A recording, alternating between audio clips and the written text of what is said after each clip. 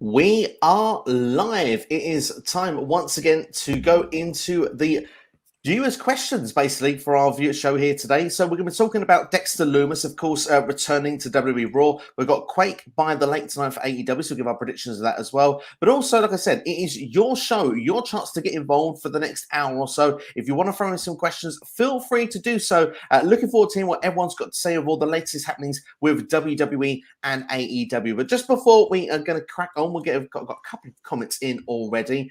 Tino's Time is already with us as he's ready for another Q&A, which is great to see, and it's great to have you here as well. We've also got Underground Temple in-house as well, so it's going to go get my questions in regarding Quake of the Night 2022 whilst I pack for my holiday.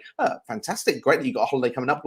Let us know where you're heading to. Hope you have a lovely time while you're away. Moxley versus Jericho 2. He reckons CM Punk will return. Punk versus Moxley to be announced. And do we see an MJF return? So I tell you what, we will start off by talking about Quake by the Lake, shall we? So first and foremost, we've got 5 matches announced for the show. As we see there, one of the main match there for us, which I will also bring up to screen as well, which we'll kick off with, which will be Jon Moxley defending against the Lionheart Chris Jericho for the AEW Interim World Championship. Now, first question, Jonesy, for you will be, is Jon Moxley going to retain?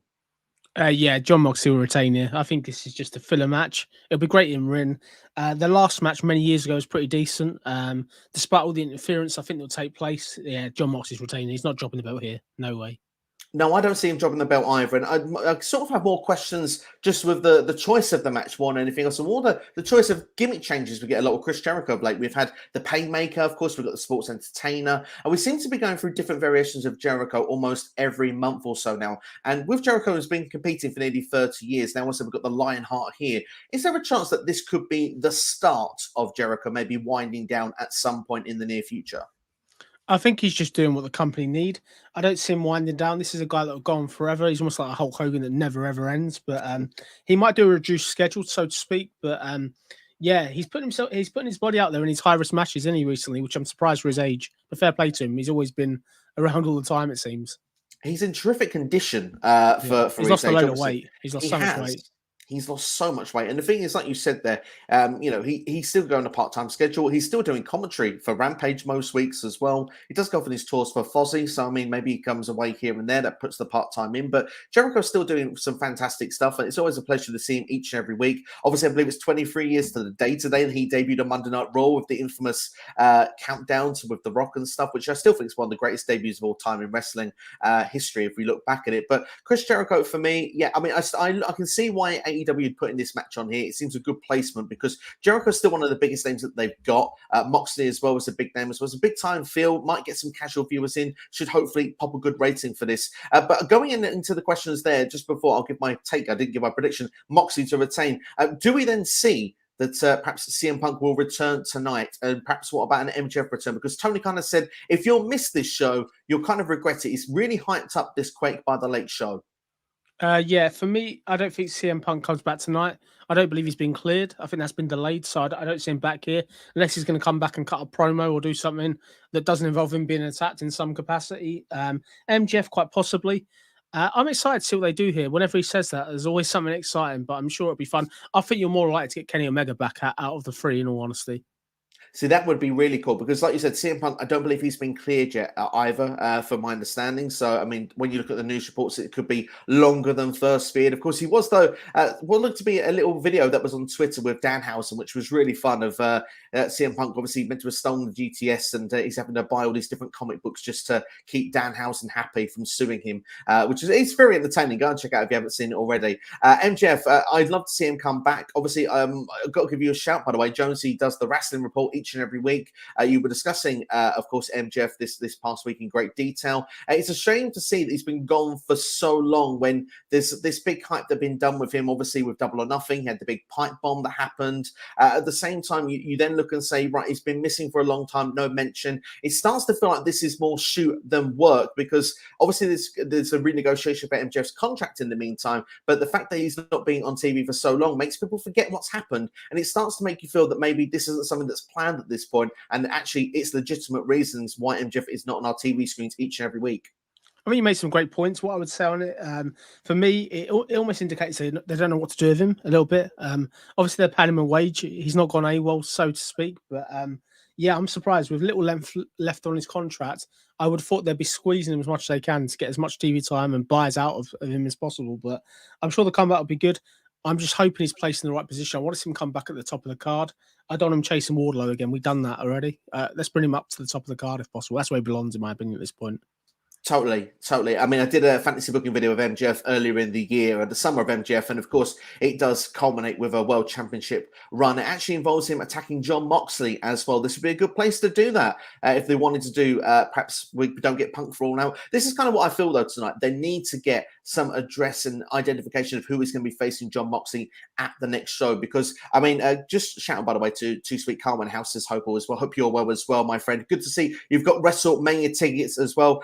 He says that AEW desperately needs CM Punk and Kenny Omega back. And I would kind of agree that, I mean, with some of these big names that we talk about, MJF, Punk, Omega, all these people that would usually be in and around the title fold, who would face Jon Moxley at the moment in All Out, in your opinion? I think it's really, really tough. In terms of just the filler opponent, I have no idea, to be fair. Like, I think they would just literally throw him out there. He may not even defend the title at this point. Who else have they got at that level that can come in straight away, other than Handman Adam Page, if he's not in the trio title, maybe? But yeah, I wouldn't like to guess, really. To me, it could be somebody from outside, potentially somebody from New Japan, maybe. That would be really fun you mentioned that, because Kota Ibushi apparently gave a tease out today. Wrestle Talk have done a video on that about the idea he'd like to compete in AEW one day. I don't know his current situation, but Kota Ibushi would be a fun person to come in. But the only thing with that is he's someone that's complete of the unknown. Not if you're not AEW following, and you're not New Japan following, you're not really going to have a strong idea who we may be. So, like you said, it could be someone thrown out there, could be an idea of who it would be. Too Sweet Khan was going to say perhaps Miro. It's tough to say. I mean, Miro's been missing off TV as well as of late. I'd like to get your thoughts on Miro actually at the moment, Jones. What are your thoughts on Miro? He seems to be not featured a lot on AEW TV. It's a shame, really. To me, everything I'm hearing is he's wanting to get out of AEW to try to go back to WWE, it seems. But yeah, real shame. I really thought they were going somewhere with this Aleister Black Miro feud. I thought that was really having legs. So hopefully that restarts. But it's a shame, really, because Miro's run in AEW hasn't been as great as I thought it would be. I can't believe I'm saying this. Rusev's run was better in WWE than Miro's, which doesn't make sense to me. But there we go. Absolutely. I mean, I would say he up to when he had his sort of middle run with the TNT Championship, that was unstoppable. I think that was almost like the best of Miro in his career, because I just loved the gimmick that went with it. But like you said, everything before, when he was like the gamer, when he was in with Kip Sabian, and since he had the injury, and he's just not really featuring around at all now. It doesn't seem that unstoppable monster at this particular stage. It just is a shame. And like you say, Rusev Day at the moment, perhaps maybe is the better route. But would it be a Miro Day? We'll have to wait and see some point further down the line. But we've got Patrick in the house. Thank you for checking out the stream. Hope you're doing well. Said he loved to see Rusev in WWE. Is there a chance Rusev coming back to WWE? I guess when his contract is up. I mean, this is one thing I've got of information today as well. He originally had said to Renee Paquette on her stream that at one point he thought he would hang it up after this contract with AEW, but his body is healing, doing well. He actually reckons he may do another deal. So do you reckon he would stay with AEW or go to WWE at this moment? I go to WWE. He's lost all faith in AEW the way he's been booked. I don't know what his relationship is like with Triple H, whether he was favoured there, but it's a new venture in WWE, isn't it? He probably has got nothing to lose going back to WWE. My interesting point is if he does come back, the WWE also bring back Lana. They seem to be a twosome as a pair, didn't they? Like AEW hasn't jumped on that. That's something that WWE could do potentially because they were a good fit. Well, particularly when he was the Russian brute and she acted Russian. I thought it was really, really good television, in all honesty. Yeah, it was. And we've had the question here about where is Lana. Obviously, she's seemingly doing her own thing at the moment. Perhaps is it TikTok and stuff? I've probably got her own projects outside of wrestling. Doesn't seem to be doing anything when it comes to WWE or AEW or anywhere else right now. No, she doesn't. I'm surprised. It's one of the people you thought they would jump on, but yeah, I don't know. I guess she doesn't need wrestling. She's obviously got other stuff, and Rusev's obviously the main breadwinner, it seems. Absolutely. Even, sorry. No, it's fine. We're talking about both at this point, so we're good with that. T Swickhouse says it's a damn shame. Bring back Rusev. So yeah, Rusev Day seems to be quite a popular idea right now. Shout out to Underground Temples, by the way. Blaze is saying going to the Seychelles won't be Seychelles on the seashore. Try to say that fast 5 times. I couldn't say it fast the first time, so there we No. go. We'll leave that there, I think, is what we'll Yeah. see. But we've also got Patrick saying that he doesn't watch AEW nowadays. We're going to try and entice you because we are talking about Quake for the Leg at the start of the video. We will go into, he has mentioned, a couple of people mentioned Dexter Lumis already. That will be in heavy discussion of what is going on here. But first off, we will just go back then with the other matches that we do have on this show. And one that I think will definitely, mouth-watering for Jonesy. Again, easy for me to say, Lucha Bros against Andrade and Rouge in a Tornado Tag Team match. Now, I'm really looking forward to this one. Jonesy, what are your thoughts? This should be superb. This is going to be AAA coming to AEW. I'm looking forward to seeing it. I think it'll be hard hitting. And yeah, I just hope this gets given time. I'm sure it will. In terms of a winner, it's so open, isn't it? But I think sort of Phoenix and his team are going to get the win. But yeah, I'm excited. This seems to be a great match. This is a pay-per-view quality match for me. It certainly is. I mean, I'm surprised it hasn't been saved for All Out, which makes me wonder, are we going to get these guys in the Trios tournament? Of course, Pac, of course, would make Death Triangle. There have been rumors of another member as well for Los Ingobernables as well here with Andrade and Rouge, perhaps a Dragon Lee, maybe a Bandito. There's certainly lots of options and potentials out there. Would you like to see perhaps these teams mix up with the Trios as well? Yeah, why not? You want the Trios tag team to be the best teams, don't you? And I think all these four wrestlers even are superb. If you add an extra member to them, why not? Absolutely. And I mean, should they not, then maybe they could be going in for the tag team titles. Yeah, why not? I think that's the thing. They're so stacked in the tag team division as well. Either way, these guys are just superb. And I think to get this time on AEW TV, I'm just really, really excited to see what they're doing, who wins. This is such an open match for me. Absolutely. I think this is one of the ones that are very, very hard to predict. I'm going to go, though, for Andrade and Rouge to pick up the victory. I think someone is going to aid them, or potentially this could lead to the start of maybe them, they find a way to cheat to win in this match, and then they go for Swerve and their Glory at the next pay-per-view, because Swerve and their Glory haven't got opponents at this particular moment, but potentially, maybe they might. Who knows? FTR returned tonight on AEW Dynamite. Of course, they've got all the tag team titles. What do you reckon their direction could be going into All Out? Do you reckon they'll be going for the tag titles? Oh, they should be. That's the thing. It's just down to who they get. Like, I think I'm surprised they haven't gone over after Keith Lee and Swerve. I think that's the route to go down to get all the belts. But yeah, surely they're going to go for all the belts. That's what I would have thought. FTR, the best tag team in the world. I want them to be tag team champions again. In all honesty. And same here. I mean, the thing is, I really thought that was the direction when the Young Bucks were there, and that's what I made like a video at the time. And then the Young Bucks lost the belts like a week later, so it clearly isn't going to be the Bucks, which would I think made a good story at the time. But to still do that match with Swerve and their Glory, I think would be really, really fun to see. Maybe you don't have to have every title on the line, but FTR going for them. Everyone wants to see FTR as the AEW Tag Team Champions. It feels like it's the money move right now. So for me personally, that's what I would like to see. But so we're going to keep things then with AEW just for the meantime. Of course, we've got the TBS Championship on the line. Jade Cargill will be defending against Madison Rayne. I don't think we're going to take too long in predicting this, so I'm going to ask you a different question, Jonesy. Madison Rayne, of course, has now been hired by AEW as a coach, obviously to give a wealth of experience to the women's division. Of course, she's a multi-time knockouts champion of Impact Wrestling. Has got a great experience going in lots of different places. Even competed in the Mae Young Classic at one point for WWE. Do you reckon this is a great get for AEW and how it would actually improve, hopefully, the women's division? I mean, it's a superb get. Clearly, AEW's women's division is the weakest part of their roster, so anyone that can improve the wrestlers to be better, why not? But I think she's a great catch. I'm surprised Impact let her go, but good on them. In terms of a prediction, we know who's winning this. It's going to be Jade all day long. I think this will be a bit of a squash, but great to see what they can do. It's great to see Jade out there with a really credible opponent. Absolutely, a credible opponent, and even though it feels predictable, obviously it's still a good thing. And Jade can perhaps build for what her next opponent will be at the next show, all out. I want to keep talking about. I've seen Clash of the Castle come up in the comments, so almost got a mix of shows already. But all out, of course, the destination. Do you reckon Athena or Chris Statlander could be the potential destination for Jade Cargill? I think Athena really would be the one I'd do, but who's going to beat Jade Cargill? That's the million-dollar question eventually. I don't think it's anytime soon. I'm just surprised Jade hasn't tried to go for the AEW Women's title to try and unify them. I would have thought that would be the route they go down, but maybe they're saving that for later in the year, potentially. They could do. I mean, this is my prediction quickly with the women's division. Slightly off topic, but I'll go for it anyway. I think they're looking to do Thunder Rosa and Britt Baker. It feels it all out again. I wouldn't be surprised if Toni Storm ends up and it ends up being a freeway. My initial prediction was that it would be Athena and Chris Statlander in a freeway, and that would be how Jade Cargill loses the TBS Championship. That way, she's not involved in the decision, kind of like how you'd protect a Roman in that situation. If you do the triple threat and the champion doesn't get pinned, then Jade can go to the next level and go for the AEW Women's World Championship against Thunder Rosa come Full Gear. Is that something you wouldn't mind see play out?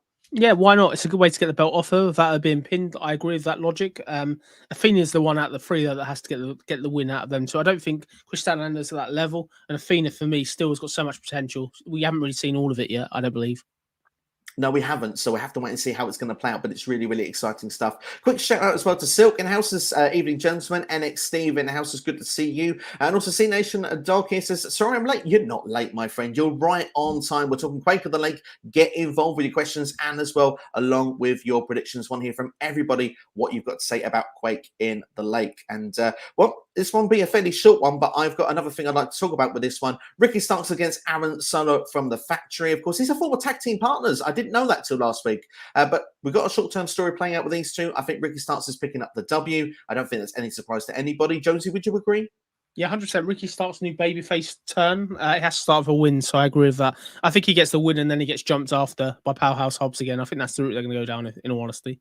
That was going to be one of my next questions. But what's been your thoughts then of how Ricky Starks has transitioned from FTW champion as a heel to being a part of Team Taz into what now is this brand new babyface? It feels like now, and I'm going to do it's going to be my hashtag of the show, everybody. Push Ricky Starks. I want to see this guy near the top. He's got everything in his locker. I agree. I think the thing with Ricky Starks, we saw his fantastic work as a babyface in NWA Power before he was signed in AEW. He's a great babyface. He's a great talker. For me, is this the point when he does become the new Rock, so to speak? We always had that comparison of the Rock back in the day, back in '96. I think he's got that capability, and yeah, he could go far. I'm looking forward to seeing what he does, and he's a great talker. So he really can get over this babyface character, I feel.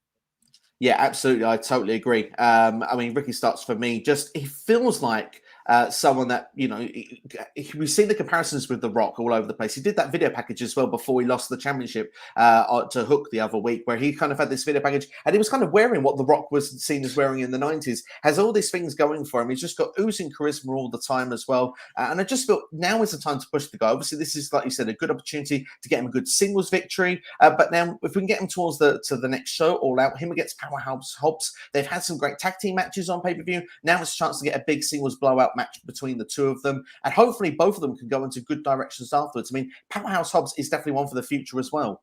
Yeah, I agree. I think both of them have got some great work. Very similar similarities to the Nation of Domination. You got Powerhouse Hobbs. He can very much be the Farouk Assar type role, can't he? He fits that. You got them old connotations back to the past. But no, looking forward to seeing where this goes. And yeah, keep up the good work, Ricky Starks. I like to see him get pushed.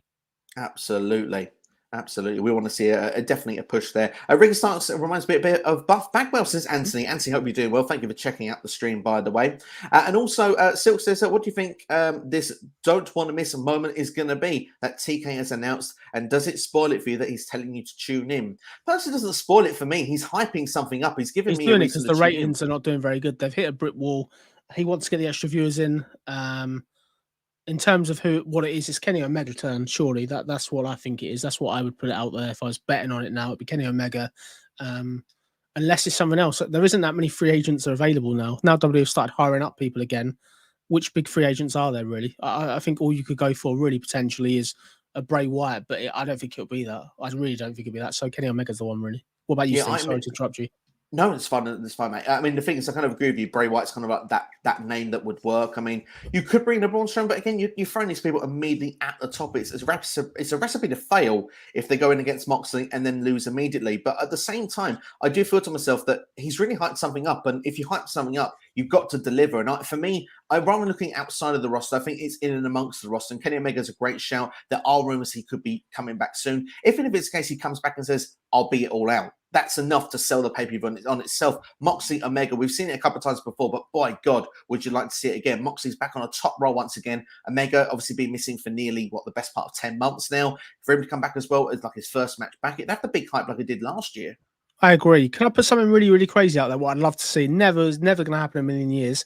If AEW and WWE were talking, I would love to see them bring Karrion Kross on AEW as well at this point. Like, or Sam or Dexter Lumis turn up. I would love them to have that interworking of being on both shows. Obviously, never going to happen, but wouldn't that break the internet? Like, particularly Karrion Kross in both places. I'd love it. Batshit crazy. But I would love it because, like you said, your companies are kind of working together at certain bit. Oh, everyone's got their divide of which side is better and all the rest of it. Enjoy wrestling, enjoy wrestling. I'm one of those on this channel that says enjoy everything. So if you can make something like that work, goodness, it would be amazing. We'll go into the comments, see what people have got to say before we go on to the last match before Quake of the Lake. And then, yes, we will be talking about Dexter Lumis because he's popped up in our chat quite a few times already. Shahid here, though, saying that, of course, he was supposed to ask something important. And Shahid, the answer is always yes. You don't have to worry about that. Just give me your question. Happy to always answer what you've got for us. Would it be possible that Tony Storm could be added to the Thunder Rosa Women's Championship picture? I think there's certainly a possibility. Like I said earlier in the stream here, Rosa, Baker, and Storm. I can see a freeway at the next pay-per-view. I think it's a good set. It makes sense. Clearly, Tony Storm will yet see the best of her in WWE or AEW. So I'd love to see her get a push. She's got some great ability. She needs to go back to the rest that we saw in Japan. Basically, she's got that potential still at the back of my mind, and I think she could be a mainstay in AEW if they push her right. But yeah, there's nothing stopping her being added. It would make sense rather than having to do Britt Baker and Thunder Rosa for the 10th time. So I'd be a fan of that 100%. Absolutely. And remember one small detail last week, there was miscommunication when Thunderstorm were a tag team. So that could be the seeds in place that could start off this week to make that happen. We've also got Anthony saying a Powerhouse Hobbs is basically a more athletic Ahmed Johnson. I won't be that harsh. Definitely not. No offense to Ahmed Johnson, but definitely not. I mean, I've seen Ahmed Johnson have how he performed in the year 2000 very Yes, I was recently. going to question Powerhouse about Hobbs that. is a completely different level. Was that when he was Big T? It was indeed, yes. Okay, And certainly the big definitely explained it in one way. Let's just put it that way. But yeah, it wasn't a pretty sight. C Nation says AEW specials are not special because they're so close together. Would you agree there's too many AEW shows? There is a lot of sort of different type gimmicks. It's a bit like the Raw GM back in the day with the wheel, isn't it? Different stipulations week by week. Yeah, there is. It kind of waters down it a bit. But at the moment, as we said earlier, they're just trying to get new viewers in because they've hit that brick wall. So it's very tough to do these competitive shows. And I think really this recent resurgence of WWE has had a knock-on effect to AEW. I think AEW potentially have lost people. That a lot of people that stopped watching WWE have gone back to WWE and they may not watch both shows now. They're probably putting all their focus on one show rather than both. I mean, that's the thing. Everyone has allocated time of what they can do each and every week. And like you say, if the pop is with WWE at the moment, but I kind of do feel though, like you said, that they're so close together. C Nation said there. We've had a Ring of Honor show, then we've had we've got this Battle of the Belts. We've now got All Out coming out, Quake of the Lake tonight. And the thing is, it's good to make Dynamite special. I like the idea of like tonight is a special Dynamite. We've got a reason we have to tune in because this is like the blow off of a few feuds they've been doing, and then we're going to direct ourselves forward out. NXT do it. They've got Heatwave coming up next week, which there'll be a predictions video for that coming later this week if anyone's interested. But at the same time, you look and say, right, okay, we've just had Battle of the Belts. Why is that needed? Or why is the Quake and the Lake needed so close together? Like Jonesy said, they want to build up those ratings. They want to get everything together. But I don't know. It does feel a bit too much cluster, especially we got Ring of Honor in the mix. You've had New Japan in the mix. It's just a bit too much, isn't it?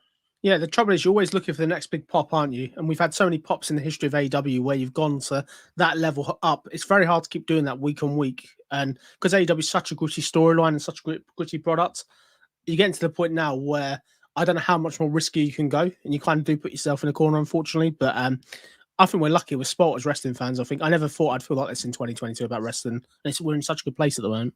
We really are, and hope it does long continue. And like I said, we're keeping things at the moment AEW based, but we will be going to WWE. We will be going to Dexter Lumis as well very, very shortly. But first off, we need to give a shout out to Martin Carrillo, always here on one of these streams every single time. It's great to see the Rasslin report as well all the time. So thank you very much.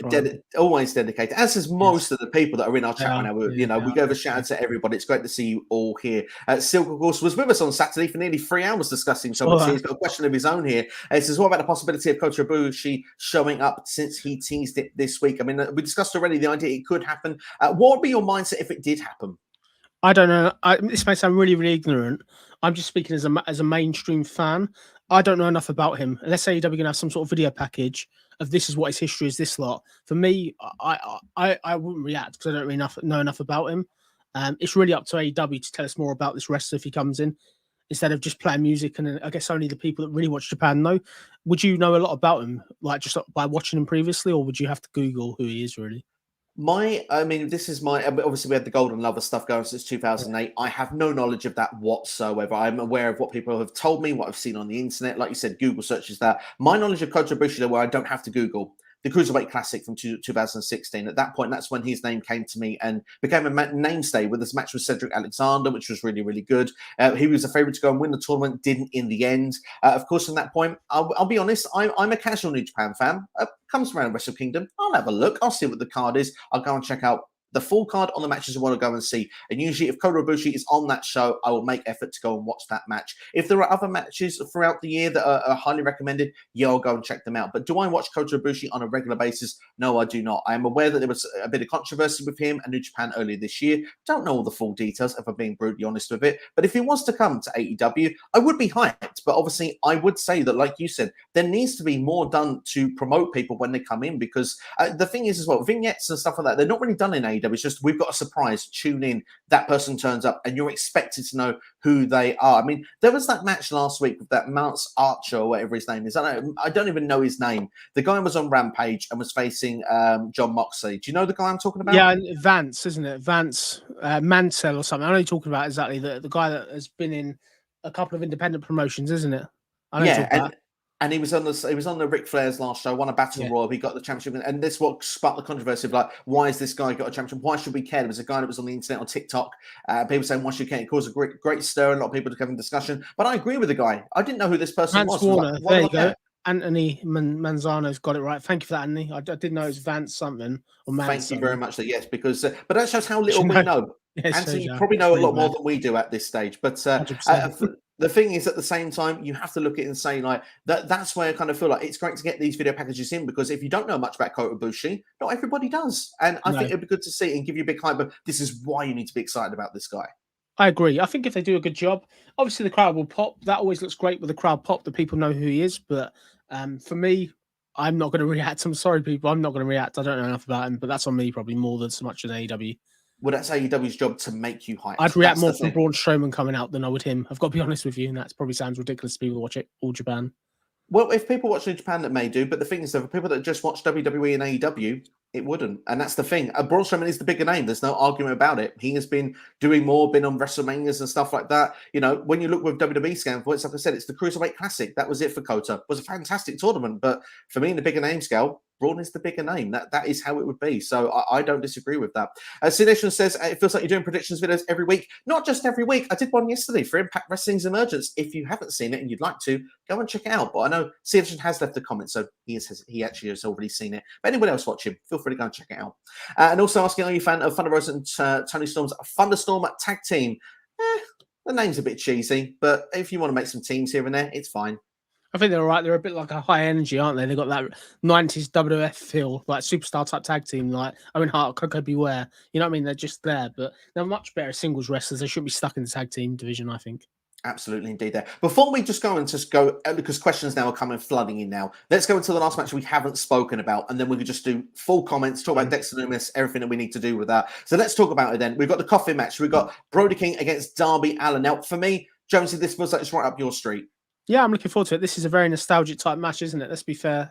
Great to see the coffin back. I haven't seen that for, it seems, a long time, and we've had that in ages. But yeah, it should be fun. Darby's probably going to do something absolutely crazy where he lands on his head again. I curse at that. But yeah, this should be fun. I think Darby has to somehow get a win here. Like, he's been absolutely destroyed in this feud so far. So for me, Darby's get the win here. Sting's going to make some sort of cameo. And where do we go next? That'd be interesting to see, to be fair. But I think Darby Allin to win, and this should be fun. It should be quite exciting. I'm sure expecting it to be quite violent. That's the thing. I mean, at this moment, Brody King's been the dominant one of these two. And obviously, these are the matches that Darby Allin doesn't lose usually. So I'm with you. I'm going to predict that Darby Allin picks up the victory in this match here. But the question I'm going to throw to you out is, last year at All Out, Darby Allin was the chosen person to go against CM Punk. Of all the people CM Punk could have returned to the face, it was Darby Allin, one of the people that are, the pillars of AEW, that someone's seen as the fresh faces, the stars of the future. Would you be against Darby Allin being thrown in the championship pitch against John Moxley? No, definitely not. I think he's paid his due. Like, the amount of risks this guy's taken, and he's got the charisma. I think he's got the ability. He's a bit small, don't get me wrong, in size and stuff like that. But yeah, definitely give him that chance. I think he deserves it. Somebody's willing to put their body on the line the way he has. Like, it's just insane the amount of risk he's taken. When you think about how dangerous wrestling is anyway, yeah, I reckon he wouldn't be out of place in the world title, I don't think, against John Moxley. Absolutely, I feel that as well. Great And we shout. have to see. We have to see if it happens. Obviously, Brody King had his chance as well. This is why I feel we're not going to do it again. We'll probably push someone else there. But also, just want to give one last question on this then, and then we'll move on to the start of the stream to go through some of the questions we missed and everybody's comments that we've got here. Just to say quickly, if Darby Allin and Steen go against House of Black, Miro has been teased against Malachi Black as well. Could you see that being a trios match also that could happen going into All Out? Potentially. Like, the thing with it is, they can't afford for Miro to go to the House of Black with Buddy Murphy still there. So for me, I think it could happen. They're going to have to do some sort of smoke and mirrors to protect Stin, because Stin is getting a bit more fragile, so to speak, the older he gets. But yeah, potentially I could do that. But they don't want too many trios matches, I feel. Particularly if the whole focus of the trios division is a new world title. I think having multiple trios matches probably is an overkill a little bit. I'd rather a tag match, if I'm being honest. Well, that don't protect Stin very well. No, we'll have to see how it will play out. But obviously, I mean, Sting can be protected as the hot tag, and that's when he comes in. But it's going to be interesting to see how it's going to play out. But certainly, let's know people's thoughts in the comments below. Darby Allin, could he be the contender if no big name is coming back to take on Jon Moxley? Who would you like to see Moxley face at All Out, providing he retains tonight? That's what we've predicted. Is Jericho winning? Again, let us know your thoughts in the comments below. I'm going to go back to the top of the stream now because Tino's time threw this question in literally before we started. So I feel it's only fair that we call it up. Tino's time here asking about Dexter Lumis. Do you think we could see a reformation of the Way? Now, be fair, Jonesy, I had a fantasy booking idea. And before I go to that idea, I first off want to get your take on Dexter Lumis coming back to Monday Night Raw this week. Of course, he's been missing since the NXT releases, which I believe were in February this year. It's great to see him get his job back. That's the first thing. I never want to see people out of work. So that's great to see that. I think it was really well done, really well thought of. There was a lot of intricacies throughout the show that it shows WWE thinking, which is great to see. They're not having stuff in the background for no reason, which is quite nice to see. We've seen that years and years before, but great to see him back. And let's see what we can do. I really want him to be back to the Impact Wrestling style we had. That's really, really serious, and you're scared of him, if that makes sense. I think he's got a real capability. The fun-loving guy we saw in NXT towards the end of the way, it's not really for me. He doesn't really pull off comedy, so I'd much rather see him be serious. And let's see where this goes. I thought it was a great debut, and I'm looking forward to see where it goes, really. I thought they could have done things slightly different, but I enjoyed it. The fact we got that payoff, it's a great return, isn't it, to be fair? Absolutely. I mean, the thing is, a lot happened in one episode. Sorry to say that. Yeah, absolutely. But one thing you and I both love to a wrestling show is a cliffhanger. We don't know what happened with that car. We just saw someone being taken away. Excuse me. And at the end there, we saw a face, and commentary didn't really want to mention it, want to make it feel as real as possible. It was like, isn't that Dexter Lumis? We just heard sort of quietly in the background. It's enough to sort of tell you, right, okay, we're trying to make this seem like it's a real thing, but just so you kind of know this isn't someone that's actually being arrested and going to cause the wrong sort of headlines. It is part of the television script, but it's doing it to the book as best as possible, that we don't really quite know what's happening on. But there's more questions than answers with Dexter Lumis, and that's what I really, really love, because like you say, first off, it's so great to see him back. It's great to see any wrestler get their job back if they've lost it. We don't see people out of work, but at the same time, to see this with such intrigue and purpose, we don't know what it's going to be. And we've got one of these suggestions come in. I'm going to give a fantasy booking idea in a second, but Jonesy, I just want to get your take on, like, do you think that could be the case then? He was maybe stalking AJ Styles on Raw. What was his purpose? I think it's really, really hard to say what he was doing. Like, we can't really say it was definitely AJ, although the camera's focused on that. Whatever it is, depending on the angle they're going to go down, I think he has to use whatever he's going to use to blame the breakup of Index. I think that's going to have to come into it. Like, if they're going to go on that, I think him coming back with Index, it just doesn't really work for me. And let's just see him. I would much rather see him stalk AJ Styles for weeks and we get a payoff. That's the route I would have gone down. But let's see what they do. AJ and Dexter could be fun. I'm just not too sure what AJ's done to annoy Dexter in the first place. But we're at the beginning of this story. We've got a lot more chapters to go. So let's see what they write with this. That's the thing. This is why I've got two fantasy booking ideas. So please have patience with me, people. I will get to those questions very, very shortly. But here's idea number one I'm going to throw to you. Karrion Kross and Scarlett returned last Friday on SmackDown. Dexter Lumis returned on Raw this past week. Now, obviously, they took out and they caused violence in the idea that we don't know what happened backstage with the car crash and all the sorts of stuff like that. What about this idea of an NXT reunion, black and gold invasion, trying to take over both Raw and SmackDown? You cost a lot of people their jobs. They're all coming together. They're all actually coming back in separate parts, but they all come together in the end. I like it. I think it's genius. If you can slow build it up to Survivor Series, you're on the money, aren't you? And that is a proper brand invasion. I agree. I think that'd be great to see. Really good thinking, Steve. I think what I want to see from it, I actually think if they're clever, they would say it wasn't Dexter who was driving the car, that was somebody else, and they can add people, as you said. But I like it, mate. That's a really good fantasy booking idea. Let's see where they go with this. And the way we're getting these returns, it's just crazy, isn't it? And this isn't the beginning. There's loads of others that are probably coming back soon, which will make it even more fun. Absolutely. Here's my second one there for you, and we'll get back to the questions after that. And it does involve the Way, because I think it can be a reformation of the Way. What if it's the starting block? We were in Ohio this past week for Monday Night Raw.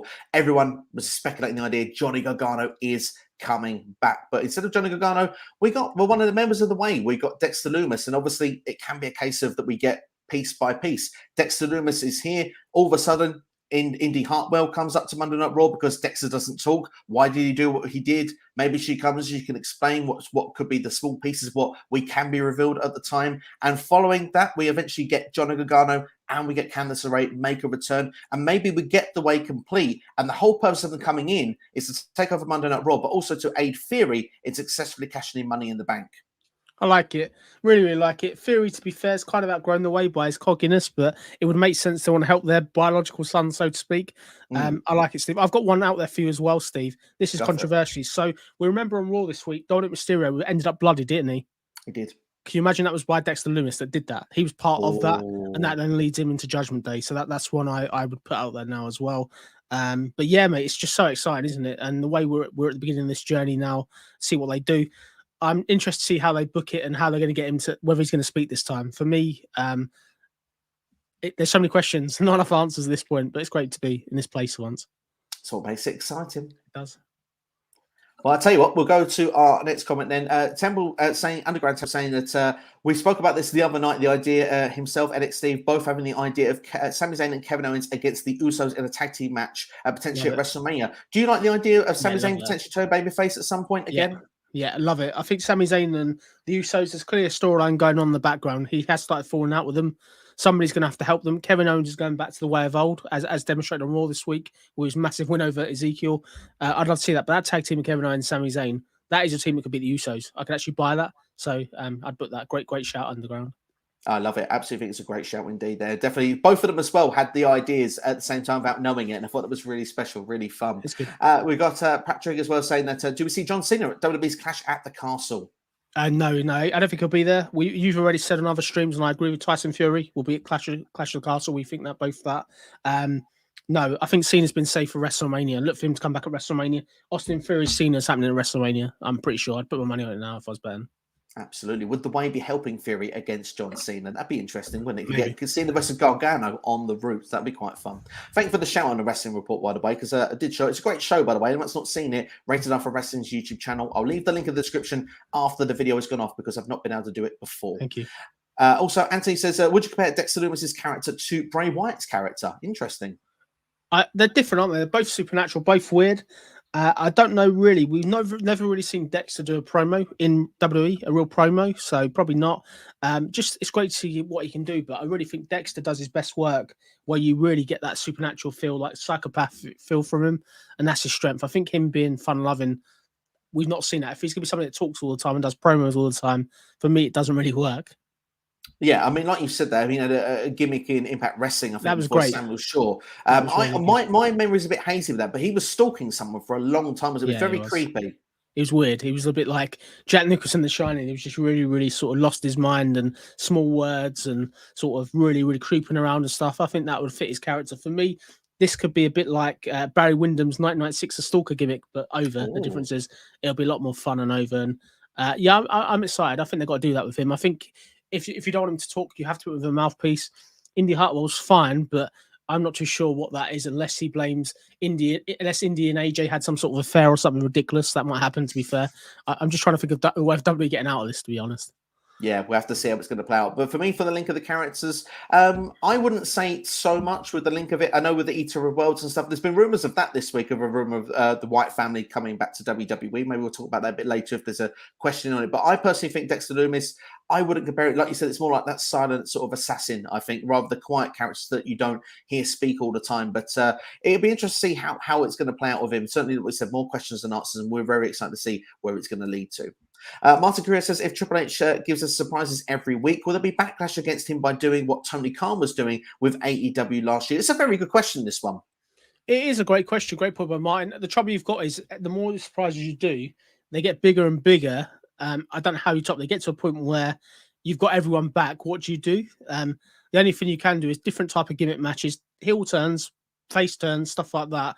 It may water it down slightly, but because we've been so starved of returns, if that makes sense, besides Cody Rhodes at WrestleMania this year at this point, I think it works at the moment. But overkill, I think Triple H is a strategic person. I'm pretty sure he'll have it mapped out really well. And I think once we get Sasha and Bianca back, not Sasha Bianca, Sasha and Naomi even, I think the returns may slow down slightly, which is probably sensible. You want to save some of the bigger ones for probably WrestleMania season where you need people back. Absolute Royal Rumbles, for example. We love a surprise and a return at a Rumble, don't we? So, yeah, like you say, you want to try and water it down. But at this particular moment, leading into the draft, if you think there's gaps in the roster, I think 3 or 4 more definitely will return. Like you said, Sasha Banks and Naomi definitely will be 2 of them. Be interested in the see if there'll be, many more following after that. Of course, another video that I did this week as well, so speculating some of the names that will be coming back to WWE. That dropped on Monday on the channel, so you can check that out anytime, preferably at the end of the stream if you've got the time. Anthony says, I know this question with Triple H and Stephanie in charge of WWE.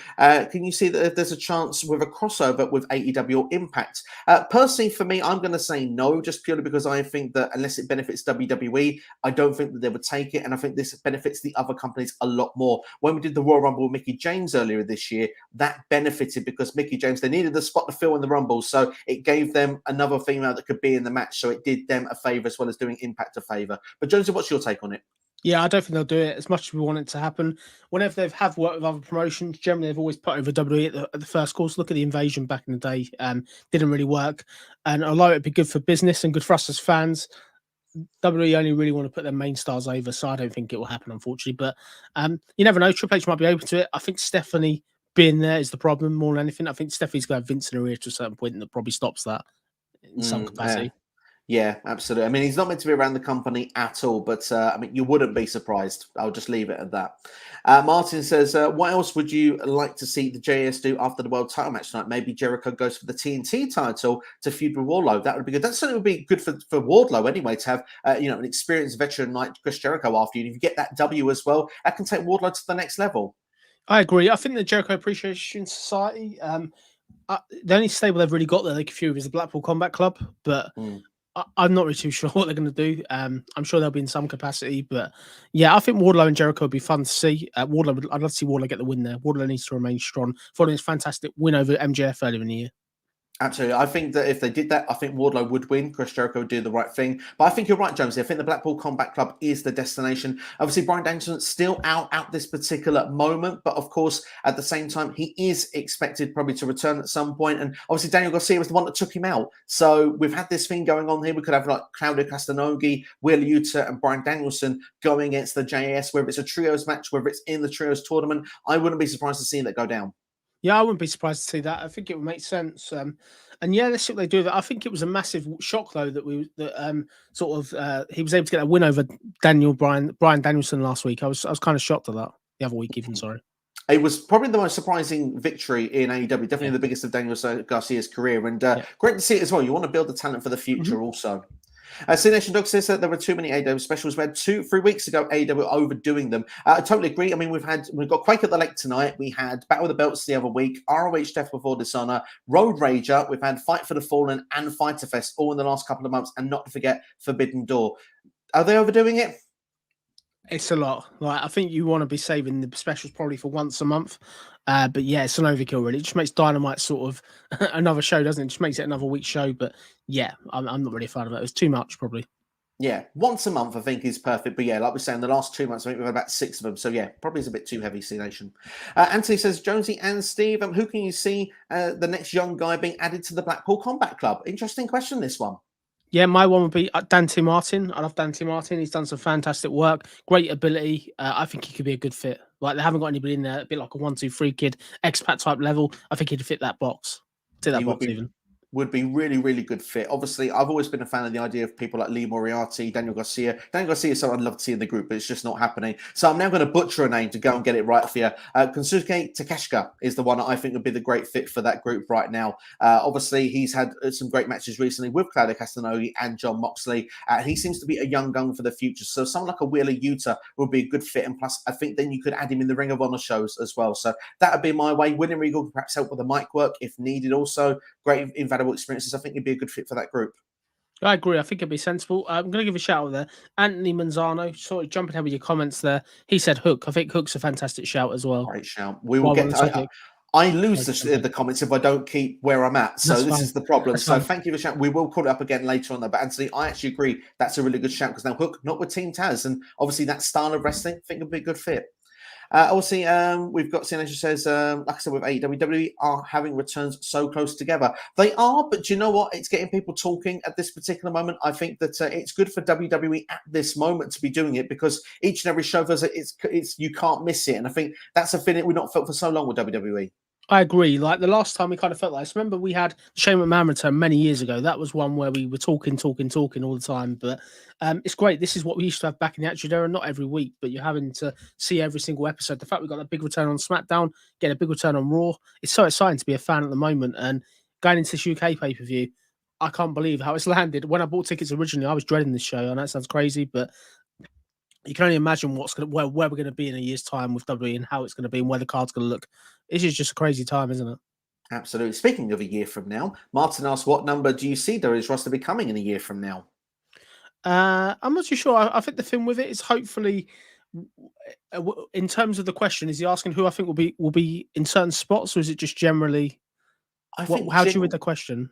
I read the question like how many people will be on the WWE roster. So, for example, this is how I would take it. If we said right now there was like 30 on Raw and 25 on SmackDown, hypothetically, because I've not got the number in front of me, but saying that was hypothetical numbers, I would add about another 10 superstars probably in total from releases or returns coming in. And then with the NXT call-ups, I would say about 4 or 5 on each show. So I would probably be going between 35, maybe 35 superstars on each show.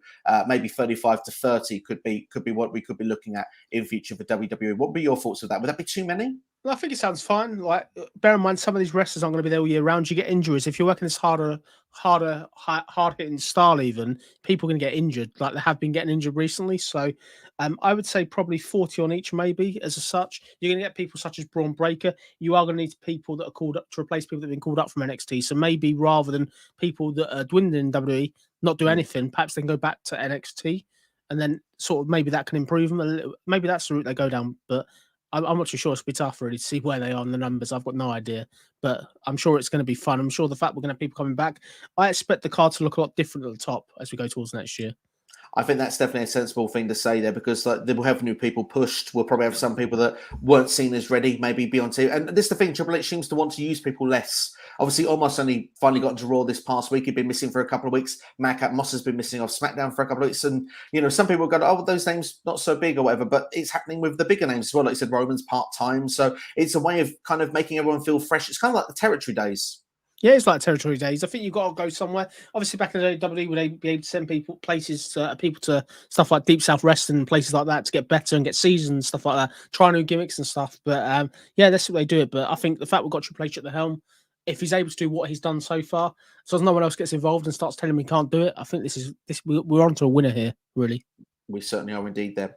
Silk says that think the majority of the AEW fandom would go mad for it. His stuff, Kota Ibushi with the Golden Lovers, with Kenny, is some great stuff. I must admit, that's something I do need to go back and see because I've seen them do a little bit of tag team work in New Japan in the second run that they were sort of doing, but the original one I'm not so familiar with. But I am aware that they do have a great history, and that's why it always feels like it's a big time match when it is Kenny Omega against Kota Ibushi. But I'm pretty sure, Jonesy, you said that you're not as familiar with his work, but once he was to come in, I don't think it would take you too long to be fully on board with Kota Ibushi in AEW if that was to happen.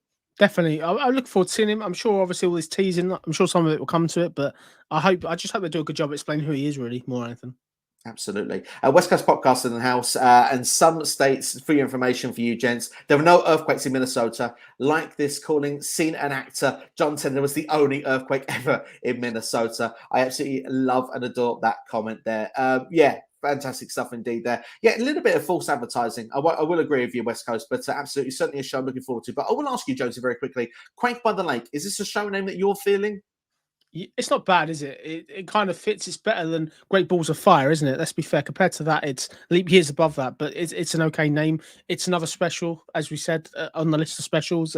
It's an okay one. I don't really know what the Quake is as such. Like what's going to shake AEW to a certain point, but I'm sure something will. Hopefully. Well, that's the thing. Something needs to shake. shake. Kenny Omega's return does that. It's maybe the shake of the Young Bucks and whatever else potentially. That would really work, really work, and then I will forgive the name. But yeah, Quake but like it's not my favorite. I will say that now. Speaking of Mance Warner, I still can't get it right, and it's in front of me on the screen now. It's just a name that's just at the moment it's in one ear and out the other until I see him more regularly on TV. But getting eliminate a match at Rampage got a lot of heat because a lot of people didn't know who he was, including C Nation. I didn't know who he was, and Jonesy, you didn't either. No, I didn't. I confess I don't know who he is. Still, no. We're still Wikipedia and tell you, but I don't know.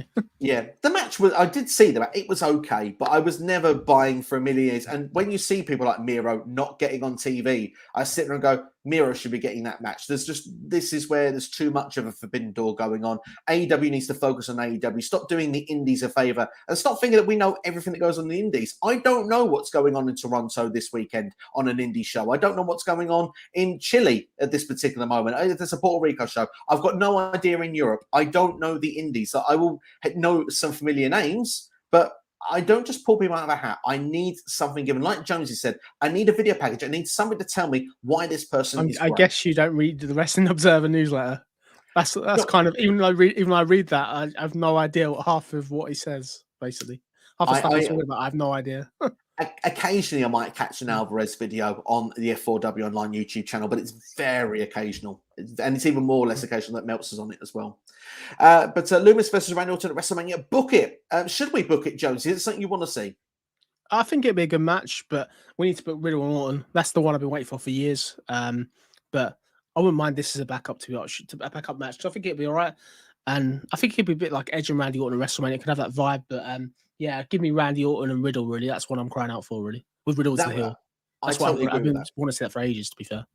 Absolutely. Riddle versus Orton is the one I want as well, though. But what I will say is, would Dexter Lumis be the voices in Randy's head? He could be, if they want to be clever. I have thought of something while on the subject of Dexter Lumis before I go shortly. Do you know there's the car crash on Raw? There's loads of thoughts and comments about that. What about if Dexter Lumis is the one that drove it and it then went into Dominic? That came to me just all of a sudden. I'm not saying it was, but you can imagine that. I don't know how that would fit.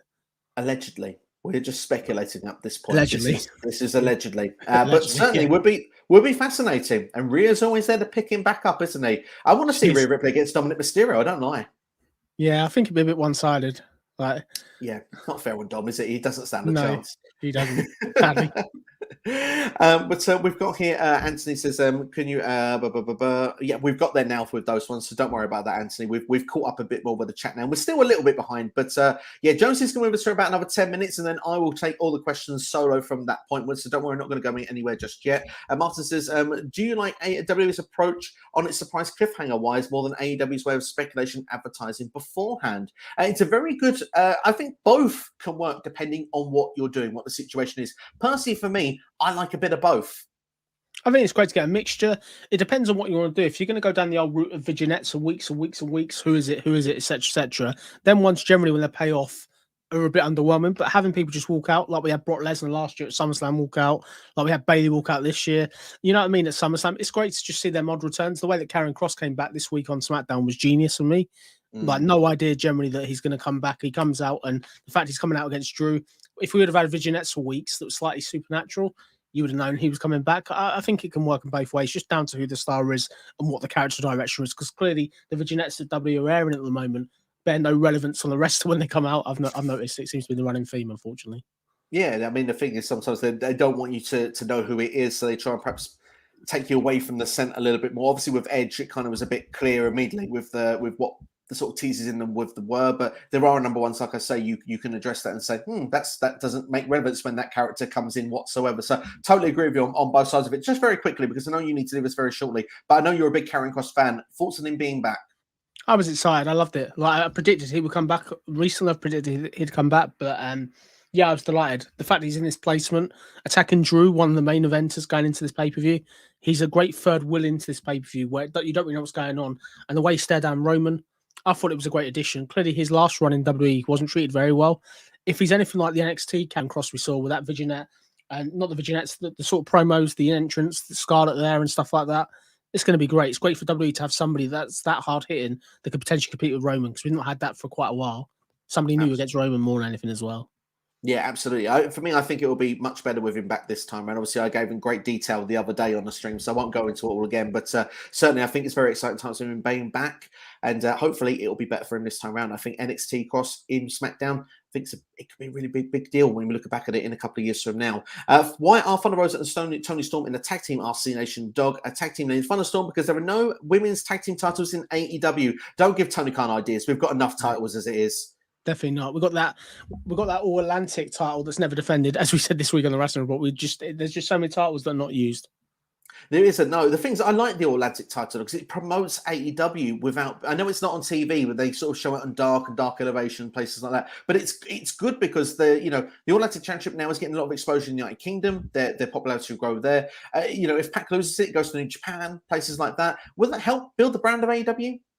I think so. I think it's great to get the brand out there.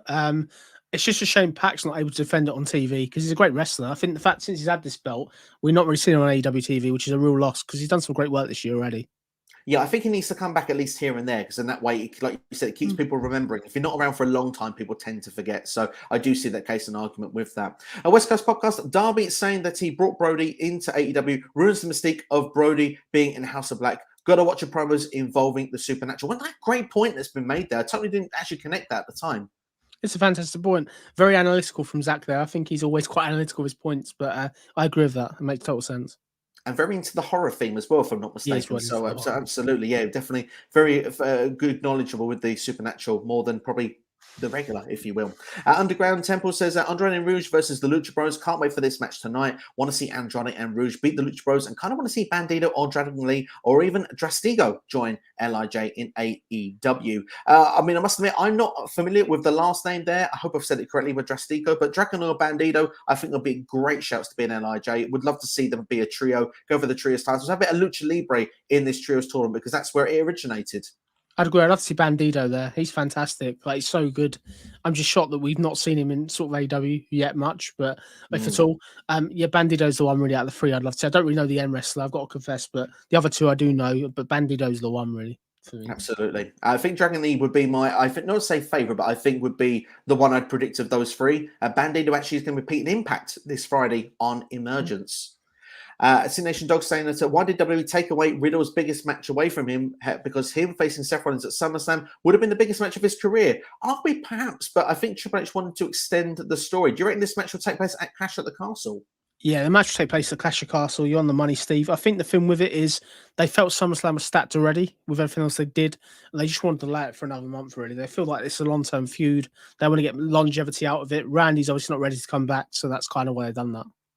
Yeah, I suppose it makes sense. I mean, for me, I just feel to myself that I agree in a way it would have been good for it to be, the match at SummerSlam, but the show was stacked already. So for me personally, to have this here at Clash of the Castle, I think it's going to be great for the UK fans. I still think it'll be a big deal because it's going to be a packed house. We're talking about 70,000 fans are meant to be in attendance at that time. Oh, it's going to be fantastic. Obviously, we're going to be there in person. I know that Silky's going to be there as well, NXT Steve. Should be fun, like the way they've been building this, the biggest pay-per-view in the UK for 30 years. I'm excited, and I've maintained this, that I feel this is a pay-per-view we're finally get the belt of Roman. So I'm hoping they do that. If Roman comes out of this pay-per-view with both belts, I'm probably going to cry. And I'm not really going to cry, but I'm thinking sort of we're not going to see the belt on TV for a while, which is a shame. But they've got a great chance to do this. All I would ask you, Steve, before I go, is do we see them doing something absolutely crazy? Obviously, at SummerSlam, the ring tilted, which was absolute nuts. How, if possible, they're going to top that? Do you think at this pay-per-view, are we going to get cash-ins and stuff like that? Or do you think it's going to be just a potential sort of shock of Roman losing the belt? I think he'll lose one of the belts.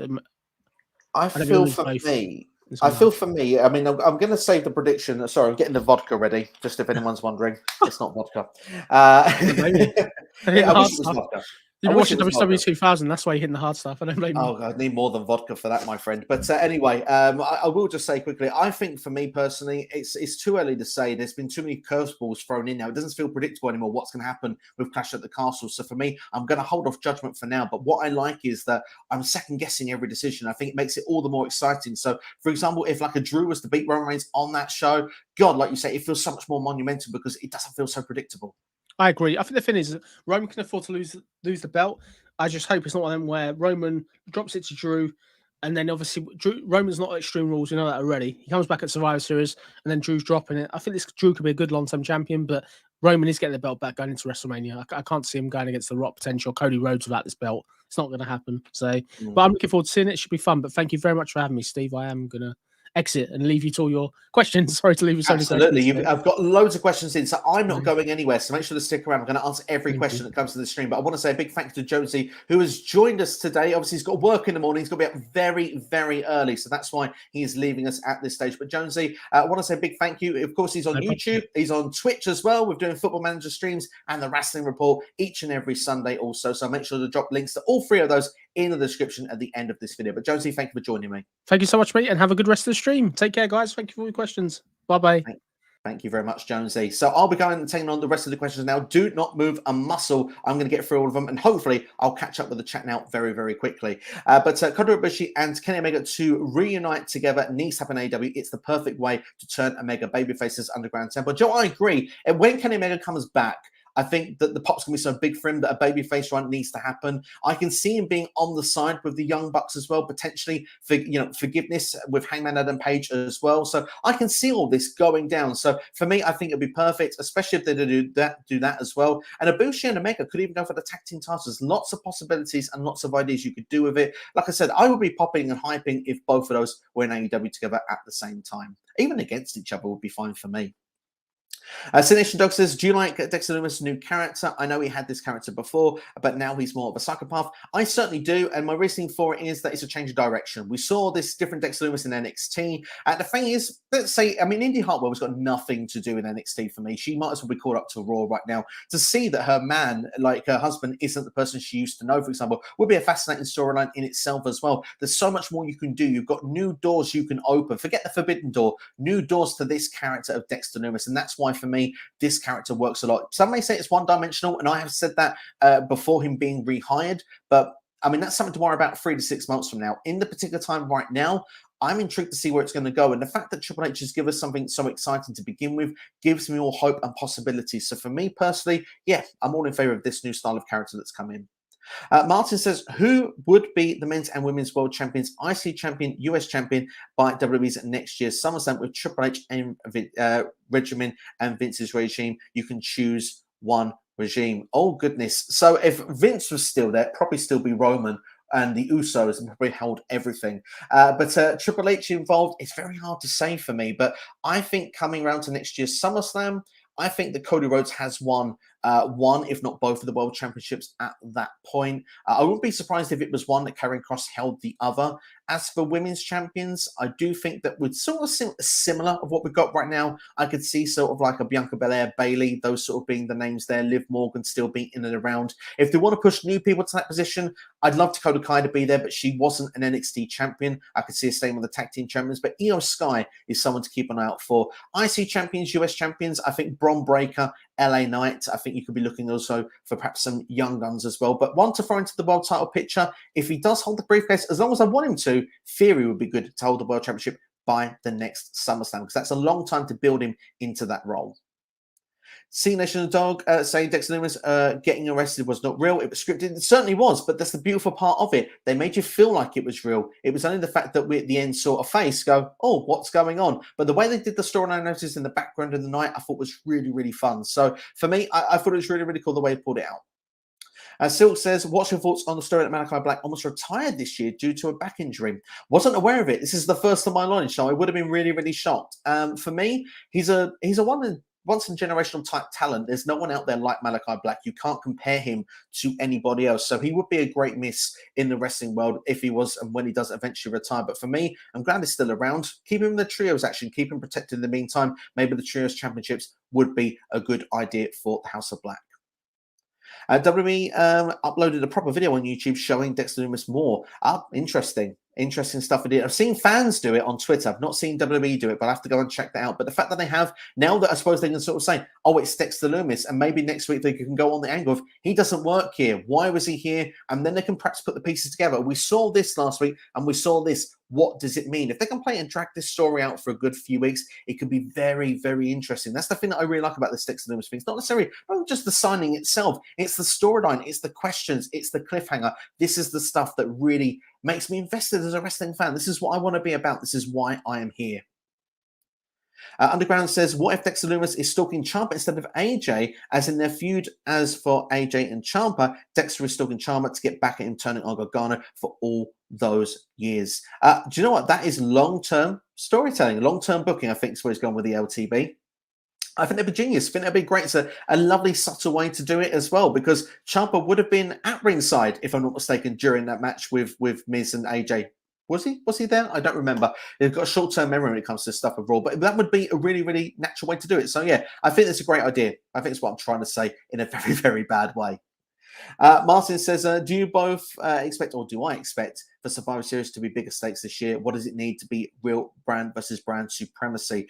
For me, it just needs to have stakes, whether it's a draft pick, whether it's Royal Rumble, number 30 spot, whether it's the winning team that's their championship, main events at WrestleMania. They need something to build stakes for it. I would agree with that. Even though I enjoyed last year's Survivor Series, I was there, but I still really, really enjoyed it. I like the idea of what they do with Raw versus SmackDown, but I do agree they need to do stakes and something more for it.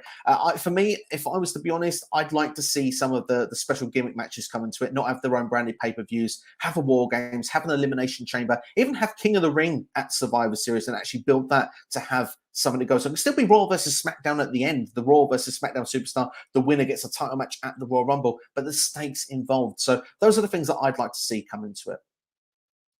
Cination Dog says, Theory isn't ready to be world champion. He should lose the Money in the Bank contract. He's still got a lot of years left. And that's the bonus if he does lose the Money in the Bank contract. He's got a lot of time on his side. So that's the one thing that's good about it. But I still think that he's the future of WWE. And I think that that future can start being pushed sooner rather than later, because we're kind of relying on the same names, the same legends. And I want to see new people being pushed forward. I don't want to see makeshift people that wouldn't sustain the test of time. I think Fury, when he gets there, I think he could be a top guy for 15, 20 years, like a Cena, like a Randy Orton. So that's why I'm in favor of him being successful. But I've got nothing against those people that say he should lose. Like you say, he's got plenty of years left in the tank. Silk says, Johnny Gargano to replace Vince as Austin Theory's father figure. Absolutely. That would be so great for him to come in that way. And to be fair, if it's done with Dexter Lumis in this kind of figure as well, would be even more fun. So, yeah, for me personally, yeah, I'd love to see it. I think it'd be really, really fun. Dom needs to be renamed Sam after being dominated by Rhea every week. Certainly does. Absolutely. I love the things going on social media with Dom and Rhea Ripley. It's absolutely hilarious. As well, Signature says, I do not know if Kevin Owens and Sami Zayn will become a tag team again, because it looks like Kevin Owens will get a singles push. Well, here's my understanding, and I'd like to give Tom Colohue a little bit of a shout here and there. So here's my shout for Tom on this video. It has been suggested backstage in WWE that Kevin Owens could be on a babyface turn at some point in the near future. Now, with the draft coming up, if he was to move to SmackDown, yes, he could get a singles push, but if he ends up on the same brand as Sami Zayn, it is a possibility it could happen. And WrestleMania, like we say, that's a good placement for it, that they could do it, because it's a long time between now and then. But certainly, I'm a fan of Kevin Owens get a big singles push. It did look like, judging off Raw this past week, nonetheless, that the prize fighter was coming back. And that was my favorite variation of Kevin Owens, because that Kevin Owens won things. And for me, that Kevin Owens doesn't need to go to babyface, even though he'd be a real badass babyface if he was a babyface as well. Anthony says, how about fancy booking Santos loses next week and the rest of Legado get called up to the main roster? Dom turns on Ray and joins Legado and Fantasma instead of Judgment Day. Would absolutely love it. My only thing with this, apparently, Tony D'Angelo gets to keep the rest of Whacking Wild and Cora de Cruz, whatever his name is, Toro de Cruz. Yeah, he gets to keep those two. But hopefully, if they can find a way out, that would be perfect. I'd be much more in favor of that than Dom, in Judgment Day. We've got Patrick saying, Wade Barrett at Clash of the Castle. It certainly could be a possibility. Maybe as a cameo appearance, maybe. I mean, there have been rumors as well of having an NXT takeover in Cardiff. Now, if that's going to happen, they need to do it soon. But there is meant to be an NXT sort of special, I said takeover, a special event, not like Heatwave on a Tuesday night. It's supposed to be on the same day as All Out. Wherever it's going to be, and now it feels most likely it would be in the States. So that would rule Wade Barrett out of being Clash of the Castle. But I think for him, that would be an awesome moment. Just to even commentate a match or two would be fun. IW Miz advocating for Dexter Lumis. Well, he seems to be bringing a few people in, so it would have to be a major shift in character for the Miz to pull off having these people. I mean, having Ciampa by his side has that sort of need to suspend the disbelief a little bit already, and I do think Ciampa will eventually break away from the Miz, but it's something that can happen. Wouldn't rule it out. The only thing I would say is that if Miz was going to do that, Dexter's already done a bad job because he should have got involved in the match and got Miz the victory over AJ Styles on Raw. Sination says, I heard the reason why WWE didn't have Dexter Lumis cut a promo is because his voice doesn't fit his look and character. Interesting. I wasn't aware of that, if that is true. And to be fair, for me personally, I'm happy that he doesn't speak. It makes him seem a bit different in a way. Like I say, the character arguably is a bit one-dimensional, but if you keep doing the stuff he did as a babyface, we've now flipped onto the heel side. If in 6 to 12 months you can't do nothing more with that heel side, go to the babyface side, and then maybe there might be a different way you can freshen up that character. Then the 6 to 12 months after that, and you can get 2 or 3 years of good television out of Dexter Lumis. There's a way that it can be done. We've also says, I don't know if he always takes those ideas, but certainly is something that you have suggested already before. Underground absolutely would agree that you have done that before. But when I look at Dexter Lumis, he kind of reminds me a little bit of a Charles Manson type, John Wayne Gacy serial type. Yeah, he does have that vibe, and it's proper freaky. Love the comparison here from Silk Care. Says Dexter Lumis is to be a stalker, DDP like with the Taker. Let's hope that it's not quite like that, because that didn't work out as well as we wanted to with DDP in the end, did it? But I certainly see where you're coming from, and certainly feel it could be a lot of fun. Shahid saying, will Johnny Gargano make his debut at the end of the episode of Raw with Candice LeRae? It'd be interesting. I mean, if it was next week, it goes back to something we've had a bit earlier on. It would feel a little bit like then it is overkill because it's so quick then between. But if you could drag out, if say Dexter Lumis and Johnny Gargano were in cahoots, then it would work really, really well. But at the same time, I wouldn't be surprised if we do get more returns and stuff over the coming days and weeks.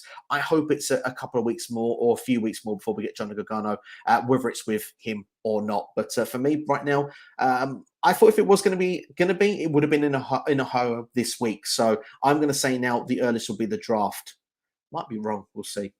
Underground says Dominic Mysterio's turn on his father and Joey Rey Legado is getting called up after NXT Heatwave. Mysterio versus Dominic WrestleMania, and could be the retirement match. Certainly, I expect the retirement match definitely will be the case. Like I say, they may even keep Tony Angel will keep the other 2 members of Legado and Phantasm. So I expect Santos to win, given a Heatwave prediction away very, very soon, because he still can get called up, even if he doesn't actually, if he does keep his place on NXT, he hasn't got to stay there past the draft. Do you think anyone misses Vince McMahon? No, is going to be my answer for that. If you've gone back in the old days, yes, but no. Noob and Co is saying hello. Hope you're doing very, very well. And thank you for checking out the stream. We've got Underground also going clarifying more, by the way, from the Dominic one as well. Gets a win over his father, the passing of the mask, and Dominic. Then we can get the confrontation of Dominic versus Santos leading towards SummerSlam. That's fun. I like that idea. Also, regarding Mysterio and Legado feud, you can have Angel Garza and Alberto Carrillo involved. Give them something to do. And it's great to see, by the way, that Garza has got his name back this week. And I hope that Garza and Alberto will be featured more now that Triple H is there. But I think with SmackDown, it's going to be difficult. They may need a move to Monday Night Raw. Martin says, pick a singles competitor from AEW to bring to WWE to form a tag team with a WWE talent to help out the tag division in a big way. Great question, this one, Martin. Oof. Let's see. We'll go... Well, that's tough, isn't it? I mean, the easiest one would have been to bring Cesaro back and just make the bar again, wouldn't it? That would have been the easiest one to do. But at the same time, let's go...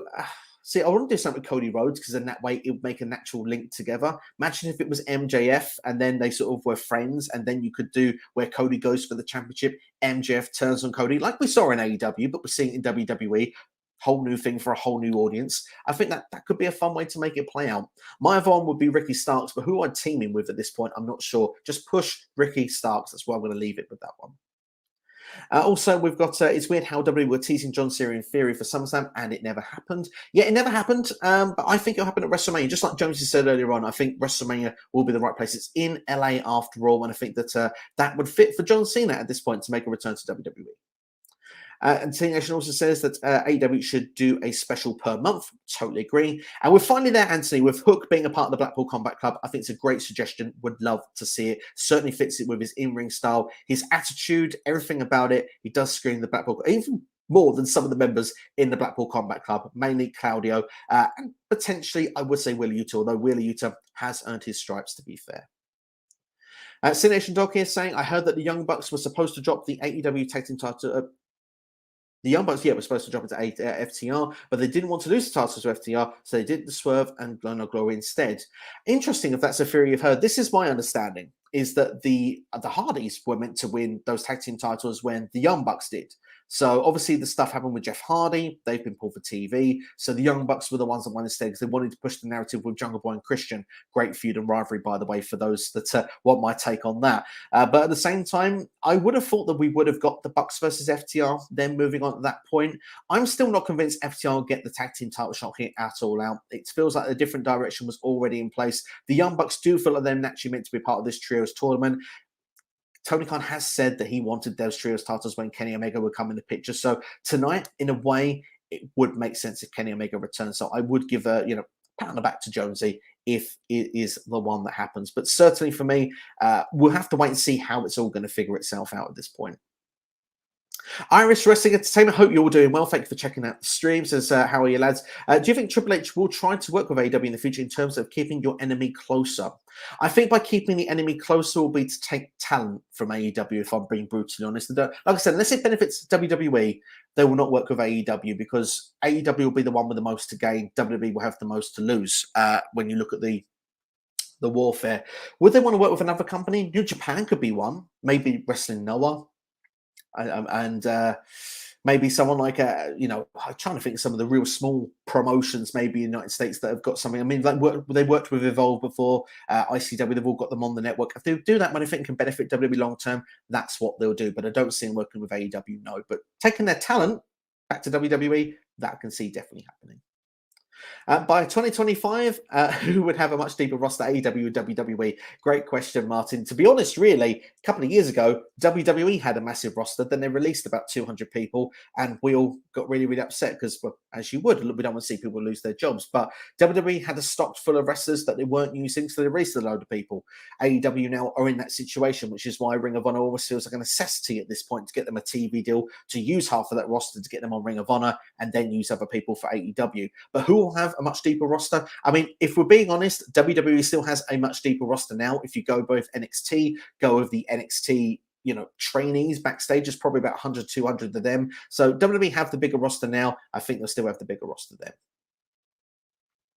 Underground says Lumis should be on his own. His character work is that good to be a solo guy, not in a faction. But if he was to be in a faction, then he could be a member that murders people, if you get my take. Yeah, perhaps not actually legitimately murdering people. I totally agree with that. But at the same time, yeah, to be like that sort of psycho in the group, that would be a case. But obviously, the only thing I worry about him on Monday Night right now is we don't know what happened. And like I said, if you don't speak, how are we going to get the explanation? We need to find an explanation somehow. CCTV footage could be the answer. That's the only way I can think around it on very, very quick notice. But certainly, I think whatever happens with Dexter Lumis, like I said, we've got more questions than answers at this point. We give our takes of what we like to see happen. For me, I'm just excited to see what will happen. And Monday night now, I'm buzzing. I can't wait for it to come around. What felt like an average show at the time watching it, I'm now still talking going, I can't wait for the next one. So that's WWE when they do things right, because this happened all the time back in the Attitude Era, back in the Ruthless Aggression. We all have our rosy-tinted glasses. Not every show was great, but they kept you talking. And that's why I think people look back now and say,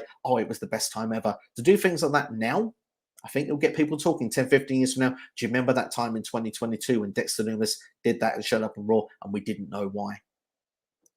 Nubico saying, your thoughts on Dexter Lumis' return on Monday night? Everyone talking about the car accident backstage, which is laughable. Yeah, no, the thing is, I have to give a shout out to Silk, by the way. I don't watch Raw live because, well, it's incredibly late night for me to do that. And at the moment, it's even later than UK time. So I'd be finishing at 5 o'clock in the morning right now if I was to be watching Raw live. So I can't do that. So I watched it the next day. And the shout I got was, keep an eye out when Kevin Owens has a promo. Keep an eye as well when Control and Bianca Belair and Becky Lynch, when Bianca Belair and I believe it was Alexa Bliss and Asuka were backstage. So I kept an eye in the background at those points. Now, usually I wouldn't have paid attention. So that bit at the end would have confused me because WWE have given me this notion of sometimes not everything's important to keep full focus on.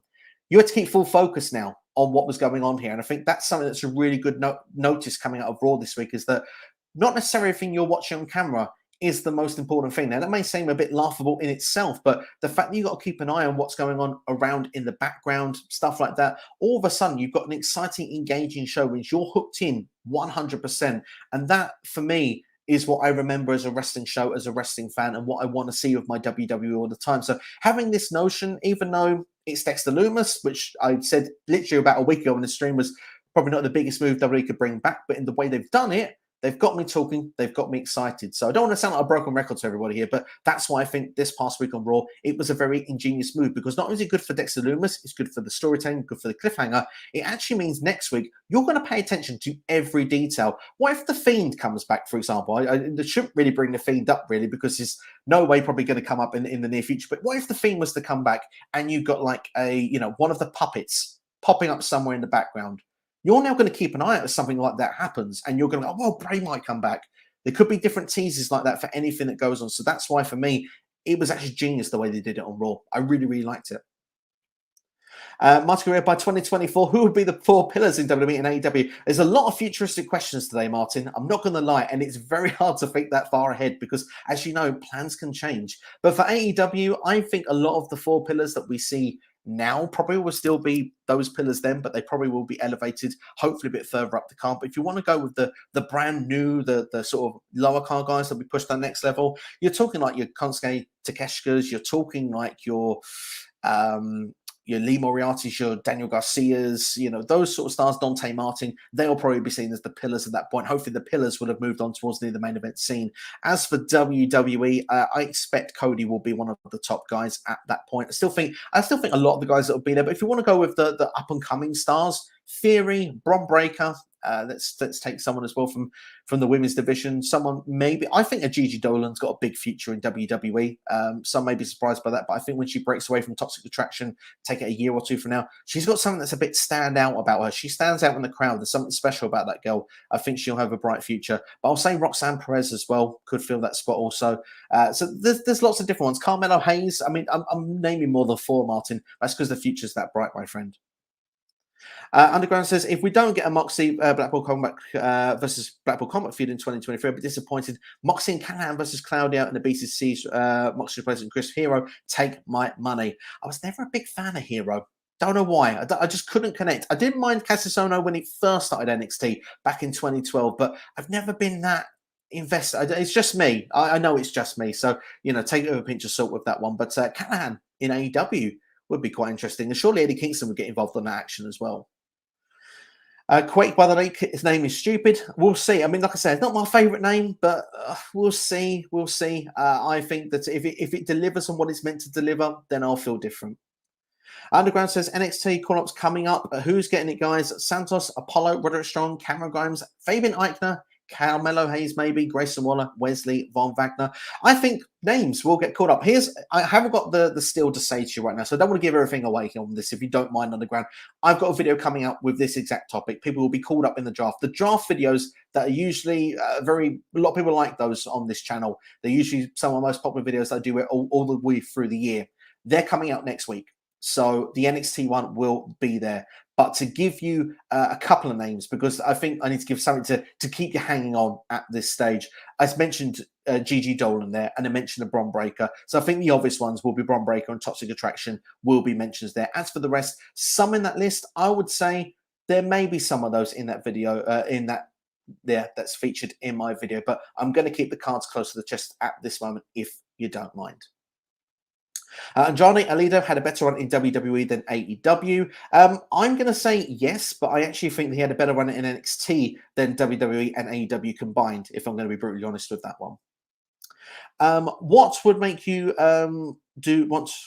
what would you do both to expand AEW and WWE in big ways for it to somewhat become mainstream from 2002 WWF, or perhaps even the Attitude Era? I think probably had the biggest ratings. You need to a point where they're going head to head. You need the thing with celebrities, and to a point where, back in the old days, you'd have like, Superstar and Jay Leno, like WCW were famous for that. They'd have Monday Night Show on, then Tuesday they'd have like Bret Hart, DDP, Hollywood Hogan, even Eric Bischoff. They'll be on places like Jay Leno, speaking what they need to say. I need to have a drink, mate, guys. I'm really sorry. It's thirsty work doing this.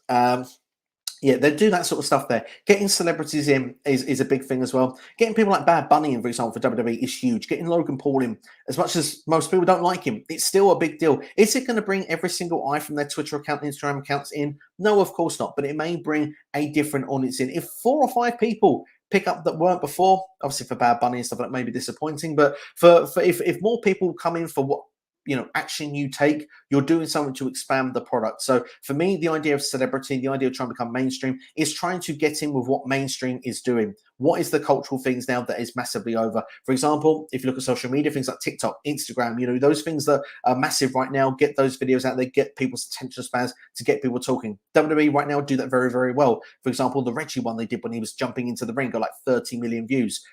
Stuff like that works, but to working with saying like what's the music culture right now, what's getting people talking, what's big in movies, what's big in this. If they can get, for example, The Rock back for WWE right now, that would bring instantly people back in. Tyson Fury may work. It's probably work more for a British audience than an American audience, but it brings people in. AEW have to do a similar thing with what works to what they're doing. For example, when they brought Shaq in, it did really, really well. Was the fact of the interest of seeing if Shaq would fail or not? Possibly, but at the same time, people tuned in. That episode where Shaq and Jay Cargill, and Jay Cargill hadn't wrestled at that point against Cody Rhodes, and I believe it was Red Velvet, was a massive deal at that point. So they need to keep doing stuff like that. And even though it's not what everyone wants to see in the wrestling ring, it's what brings outsiders in. Do we want hardcore wrestling fans only, or do we want it to be mainstream? That's the question I put to the hardcore wrestling fans that are watching this right now. Underground says, pair Grayson Waller with The Miz and have them face both Ciampa and Gargano. Would love to see it. I think that would be a really, really good fit. Both really good talkers, both very obnoxious. You'd want to see both of them get hurt in the ring. Not legitimately, but certainly. I think that, I think people would be down for that pairing. And against DIY, I'd like to see it. Thoughts on AEW going to 2 nights on their pay-per-views? Goodness, you imagine all the specials they're doing going to 2 nights as well. Here's my take on it. So I saw that literally before I came on air tonight. My feeling is that it can be a good idea, but it also can be a bad idea. AEW not big enough to do that at this stage, in my personal opinion. The way that it works is to do Ring of Honor one night, can be a smaller location, and do AEW the other night. That's what they should do. But in my personal humble opinion, maybe they should have one event a month. So they should do 6 AEW like pay-per-views a year. Have like your Dynamite special once a month only, or once every 6 weeks. Ditch back all the belts. That's not working quite clearly. Ratings are just plummeting with that. I don't think it's going to last too long. And I think that's how you do it. Because if you do the 2 nights, I think it will water down everything. Yes, they've got a bloated roster. Yes, I think their pay-per-views are too long right now. But at the same time, I just feel to myself to have 2 of that. I just feel Tony Khan would do 2 5-hour shows, 6-hour shows, and it's just burnout. And I think that's not a good thing for the fan. C Nation says, I heard a AEW fanboy. Let's say if you don't know who Mance Warner is, then research it. But that's AEW's job. I would agree with that. I was really wondering where this was going to say AEW fanboy. Look, if you're a fan of pro wrestling, you're a fan of pro wrestling. That's cool. If you've got time to research who this person is, fantastic. Go and do so. But I do agree, AEW need to show you who he is. Now, they did show us a clip of him winning that battle royal. Yes, they did do like a clip before he came to the ring of saying who he was, but I don't think it was enough. I needed more weeks. And the thing is, I think what's really more hurtful about it, he debuted in a position to go for a world title. For me, that just, like, you've got so many people that are not on TV. Like, use your roster that you've got. I just think there's multiple things about this, not just the fact that we don't know who he is. And that's where, for me, it really left a bit of a bad taste in the mouth, if I'm honest. Quake by the Lake. I honestly thought it was Quake by the... Quickie by the Lake. Sorry, I don't know what it is with my reading tonight. These spectacles probably need a clean. I mean, to be fair, you're going on holiday tomorrow, so what you do in your own time is down to you, my friend. Also, thoughts on AEW going to 2 nights of the pay-per-view. Honestly, I'm an AEW mark, as the fans would say, but I call it a fan of the product. I honestly don't like it. I think that it should be ROH Saturday, AEW Sunday. So, you've pretty much said the same thing half an hour in the comments there to me. I think that's the best way to do it. ROH one night, AEW the other, if you're going to do it. But personally, for me, I think it's too much. And I still think with that, there is burnout as well. I mean, for me right now, it's hard enough to keep up with all these wrestling shows. That's kind of how I feel. The fact that you have to keep an eye on what's going on everywhere, it becomes like a full-time job. Like, I've had to, with Impact Wrestling, I was completely well behind. I've managed to catch up, thankfully, in this sort of last few days with what's going on. But if you want to watch wrestling products and stuff like that, it's so many hours. It always comes to point of pick and choose. So for me, AEW, with the less is more, it's really worked up to this stage. I wouldn't overkill it like you would argue some points WWE has done in the past. For example, 16 premium live events in 2016. It's far too many. We've got Patrick back for us now. Says, is there any chance we see Kevin Owens a Judgment Day faction? I haven't thought about it, if I'm honest. I don't think Kevin Owens would be a fit for that group, if I'm honest. And that's just a personal opinion. To see that Kevin Owens is he's straight talking, prize fighting, a bit cowardly. He's not really supernatural in any way. So for me personally, that's why it wouldn't be a fit. But hey, if WWE want to change the character up, want to do something different, then by all means, I'd be up for seeing. I think Kevin Owens can pull anything off. But for me, as I've said, I prefer the prize fighter or the babyface Kevin Owens that we see already. Also asked about Karrion Kross and Scarlett. Would it be ended to Drew McIntyre versus Roman Reigns match at Clash at the Castle? It's a possibility. I hope it doesn't, just purely because I want Drew versus Roman. I feel that they've built that match up. They've done the #1 contenders match. I like the idea of Karrion Kross of will he get involved in the match? That way, Tyson Fury has, for example, a reason to be at ringside. But for me personally, I mean, they might bring Kross in there. If they don't want Roman to take the pin, but they want him to use the championship, that's a way to do it. But does Kross win the championship? Maybe Drew takes the fall. There's probably questions and answers. And again, it's another reason why that's so great at what happened at the end of SmackDown last week. Also, we've got Signature Dog here saying Miro Rusev was supposed to have a run with the Intercontinental Championship, but he claims TMZ cost him. Well, wasn't that when he had the announcement about him and Lana? They were in the storyline when they'd broken up on WWE. He was with Summer Rae, I believe it was, if I'm not mistaken, was her name, and Lana was with Dolph Ziggler. And then obviously that storyline pretty much got crashed and burned because it was a hot angle at the time back in 2014. So yeah, I mean, kind of Rusev's fault as well, because they announced it with TMZ. If you don't tell anybody, it doesn't get out. So someone must have got told for it to go to TMZ. So yeah, that's gonna be my take on that, I'm afraid. But if he does come out to WWE, maybe he can have an IC title run. We can have Karrion Kross versus Roman Reigns at Extreme Rules match at Extreme Rules show. If there's an Extreme Rules show this year, by the looks of things, I don't know if we do have one, don't we? We have it at the start of October. Hey, could happen. That may be before the draft, or it could be the first show after the draft. I would be up for Karrion Kross versus Roman Reigns. I know that it's heel versus heel, but their characters are so interesting. So yeah, this I'll be really, really keen on seeing. Silky says, how has Triple H in 2 weeks made the US title feel so important? I feel the whole time Vince McMahon was in charge, it's just been there. There's been moments in the past 2 weeks, it's just been elevated. Video packages, that's the beauty of it. Literally, the video packages has made that feel so important. The way that as well you express the legends that have held this belt. I mean, Ciampa this week, almost like a babyface, doing it for Harley Race, wearing the robe to the ring. You know, having legends that are linked with this title, the history, the prestige of what it's meant to mean. And the fact that if your world champion isn't there, you're elevating this title to make it feel like it's important when Roman Reigns isn't there. It's a beautiful thing what they've done with this. And you've seen right now, it's done with the United States title more than the IC title at this point. I think the IC title will get that treatment as well eventually, but the SmackDown has the world title going on right now. Raw doesn't. So Triple H is purposely, we're not going to have the interim world champion. We're making the US title feel like it's the biggest deal going. And Bobby Lashley is a main event talent that holds it. So they're doing a great job of it. And long may it continue. Video packages go a long way. Not just recaps of where we've seen something happen 20 minutes ago 3 times over. Actually give us packages like this. And it can go a long, long way in wrestling to make you feel that everything is really, really important. Silver says, could Triple H bring back the Cruiserweight title now? I hope so. There's something I haven't thought about. Something I would like to see. Could you imagine talents like Ricochet, people like that, who are a bit smaller, fly around the ring? This would be a natural fit now, and that could go between all 3 brands, whether it be NXT, Raw and SmackDown, or just Raw and SmackDown. I would be really, really in favor of that. I'd like it to happen.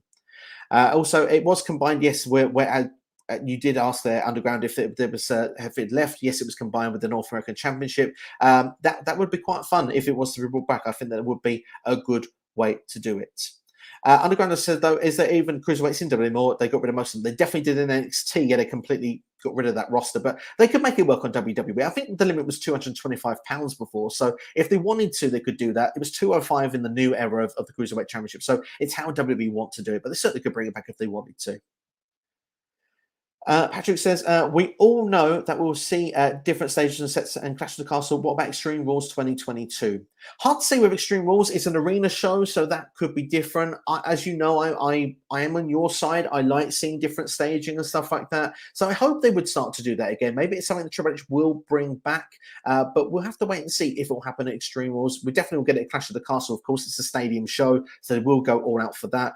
We will see it, I mentioned, for Crown Jewel as well in October, because that will be there for that. And then we'll probably have to wait till the Rumble. But Extreme Rules would love to see it. Survivor Series would love to see it, because that helps make those big 4 pay-per-views feel legitimate as well. So yeah, I want to see them come back. C Nation says, I heard that people say that the All Atlantic Championship is a travel title, but that's bad because the title isn't on its own television show. Well, this is what I said earlier on. I do think it's a good thing. Yeah, I think PAC should be around here and there to defend that championship, or at least be seen on TV, certainly on a Dynamite. The reason I don't think these matches are shown on Dynamite, by the way, they're in like small little dingy halls when this title was being defended, but obviously they're trying to appeal to wrestling fans outside. Now they're obviously trying to build on the UK market. This really feels to me, by having an All Atlantic Championship, PAC defending this around the UK, they're trying to spread the word of AEW because they want to have a show next year at Craven Cottage, which is Fulham's football stadium, which of course is the football club that actually the Khans run as well. They're back in the Premier League this year, so if you follow English football or English Premier League football, you'll see that Fulham will be a lot more. They played Liverpool at the weekend. They drew. I'm talking too much about football. Anyway, you'll see that that's what they're going to do. When PAC eventually drops this championship, it may go to someone from New Japan. The title gets put around New Japan. They may do stuff across Europe. They may do stuff around South America. The idea is to spread the brand of AEW, make it bigger for people that don't know it, because right now they've kind of hit a shelf life of where they've got so far. They can only break so far to get out as much as they can. Right now, it looks to me that this is as far it can get. So this championship is designed to find new people and bring the ice in. People that maybe just watch WWE, but go to shows, that maybe go to watch shows in, I don't know, in London or in Manchester, but they don't know AEW. This may be a way they might find out about it, because they see, oh, PAC's there. He was a WWE guy as Neville. Let's go and watch this show. What's that he's carrying? The AEW All Atlantic Championship. Wow, that sounds important. Better go and check it out. So that's why I think they brought it in. And for me, I think it's a good thing. I really do. But I would say, though, I think he should be on TV a little bit. They have shown small clips of it, but if he was to turn up, like, say, now on the road to All Out and do it for 3 or 4 weeks, show that championship off, show he's been defending it everywhere, I think it's still fine for me. That's what I like. We've also got here Patrick saying, what will the stage sets look like? At the moment, if I had to guess, I think it'll be the same as the regular. If there was a new something original, I'd have no idea, if I'm being brutally honest, but I'd like to see it. Do you know what I'd like, actually, for Survivor Series? I've come up with an idea, just straight as I've coming off. It's copying AEW. Have one side for Raw, one side for SmackDown. There you go. That's something different, as I say. Even if you don't do much else, different entrance ways for the superstars makes it feel special. C Nation Dog, tonight will be the last AEW show for me before school. Well, I hope everything goes well for you in school. You will enjoy it while it lasts. Well, absolutely. Hope everything goes well with the education, and absolutely. We'll have to see how it will go down. Also hopes that Grandma Omega and Grandpa Callis do not get back together. Well, if Omega's going to be babyface, Callis wouldn't work. But Callis has not been on TV for a long, long time. And to be fair, I miss people giving him abuse because he's entertaining in his role. I'm not going to lie. I enjoy Don Callis a lot. Anthony says, I look at Dexter Lumis' character. He kind of has the feeling like this sucked by serial killers, like a joke. Yeah. I think I brought this comment up before. I totally agree. He does give off that vibe. Underground suggesting some cruiserweights that could be brought back. Obviously, Mysterio, Dominic, Santos, Ricochet, Garza, Umberto, Wesley, Strong, Giovanni Vinci, Kamala Hayes, Cameron Grimes, Apollo Crews, Drew Gulak, Mustafa Ali, Akira Tozawa, and Chad Gable. There you go. That's a cruiserweight division that can work across all 3 brands, and there's enough people to make it work. Absolutely love it. Also, do you know Kevin Owens was supposed to join the League of Nations but got sick? I did not know that. No, this is first knowledge to me. But yeah, I like the fact you bring in a bit of knowledge for me. I don't always know that in these shows, so thank you for letting me know. Justigo is Russian Dragon Lee's brother. Oh, fair play. Thank you for letting me know. Do appreciate that. Well, there you go. And he would be a great fit then for that group. Blood is thicker than water, right? Also, Mira had a better run in WWE than AEW. Yeah, I would agree with that. Like I said, the period where he was TNT champion in AEW, that period was amazing. That for me was his best period in his career, along with probably his run when he was undefeated for the first year. And I mean, Rusev Day was awesome as well, but it was never pushed to the level it should have been. So yeah, the TNT title for me with AEW, but outside of that, yeah, definitely WWE all day long. We say, is Genius Dexter going after Ciampa would make sense? Absolutely would. And Temple, he's great with his creations. And do you know what? He does Twitch and YouTube, by the way, just on the Underground Temple. Give him a subscribe. Go and check out. He does a lot of 2K content. A lot of these storylines play out in these shows. So, I mean, if you want to see this stuff, then yeah, I think you should go and check it out. Definitely worth a go. With Trips now in charge, will NXT be back in Survivor Series, and could NXT start win the Rumble in the future? I think that NXT should have a star win the Royal Rumble in the future. Certainly, I think that would be a great idea for them to do so. Being back in part of Survivor Series, time will tell on that one. I wouldn't be surprised. And if a creative idea, like I tried to do with earlier, say, for example, it was all black and gold stars coming back and they'll create a union to go against in time for Survivor Series, that could be your NXT going against Raw and SmackDown this year. And certainly, I think then that would be a fun story. And that would actually bring a question then, should Raw and SmackDown actually work together against the people trying to take over those shows? Something would be an idea. It almost feels like now I'm talking about retribution, doesn't it? But certainly, hopefully, it would have a better play the way it was done. I'd have more faith in Tripp's booking anyway. You place it right. You make a lot of great stories. He certainly does indeed. I love the fact we've got a bit of conversation going on in the chat, by the way, with everybody. It lets everyone know that we're here. So I appreciate that you're doing that. Absolutely. But C Nation, he says, Rhea Ripley being like Dominic Mysterio, buries Dominic Mysterio. Probably does a little bit, but you know what? If he's getting on social media and stuff like that and getting over that way, yeah, probably does do a lot for the character short term, but he is getting noticed by people. So that can work as well. It does have some benefits as well. Martin says, after Clash of the Castle, the draft should then start after the teams form for Raw and SmackDown. We would have one-on-one type of PoE. So Survivor Series can have one match winner chooses one stipulation for the 5 and 5. Yeah, I think that's a good idea. I like that. That's creative, something different. I think that would definitely work really, really well. To give some stakes to the Survivor Series, I think would get people in play to go and do so. Because, I mean, I still like Survivor Series. I'm going to be honest with you. So it's the second longest WWE show ever. Like, it's longer than the Rumble. It came about 2 months before the Rumble first came along. So for me, I'm a big fan of traditionalists, and I'd even be happy to see Survivor Series go back to the style of old, just 5 on 5 matches, whether it's people Raw and SmackDown being linked together to create teams for rivalries going on, or actually rivalries on a show. I think that would be a lot of fun to see. But at the same time, I just feel to myself that WWE have got this Raw versus SmackDown thing going on. It's fine. It's cool. I don't mind seeing it. You usually get fresh matches that you don't see for the rest of the year. So that's why I quite like it. But I do agree with the idea of brand supremacy. The draft falls in the wrong place. But if you can do it with match stipulations and stuff like that, to make it work that way, then you can make things work with it. So yeah, I do like the idea of the draft being involved with Survivor Series in some form or fashion. Silk saying, does the titles being split up work for the future since Cody only wants the WWE Championship at the moment? Yeah, because if he wants one title, that's the title he'll focus on. For me, I know, we had Bama Dave, obviously, when we did the big live stream very recently, saying about the idea of having one world champion. I agree with, and to a degree with that. But when you've got 2 belts, I feel that one's meant for Raw, one's meant for SmackDown. Have them for Raw and SmackDown. But if you have one champion that goes on both shows and actually goes on both shows, then it's totally fine. But if there's one championship that would last the test of time, that would be the WWE Championship. But splitting up the belts for me, I think it's a good idea, because Roman not being around all the time certainly keeps one world champion full-time on TV every week. Or Roman drops both the championships and then it'll work for both ways as well. Actually, where is Veer Mahan? Why did we not see him on Raw rather than seeing Omos? Maybe Veer will turn up again very soon. Maybe he's coming once again.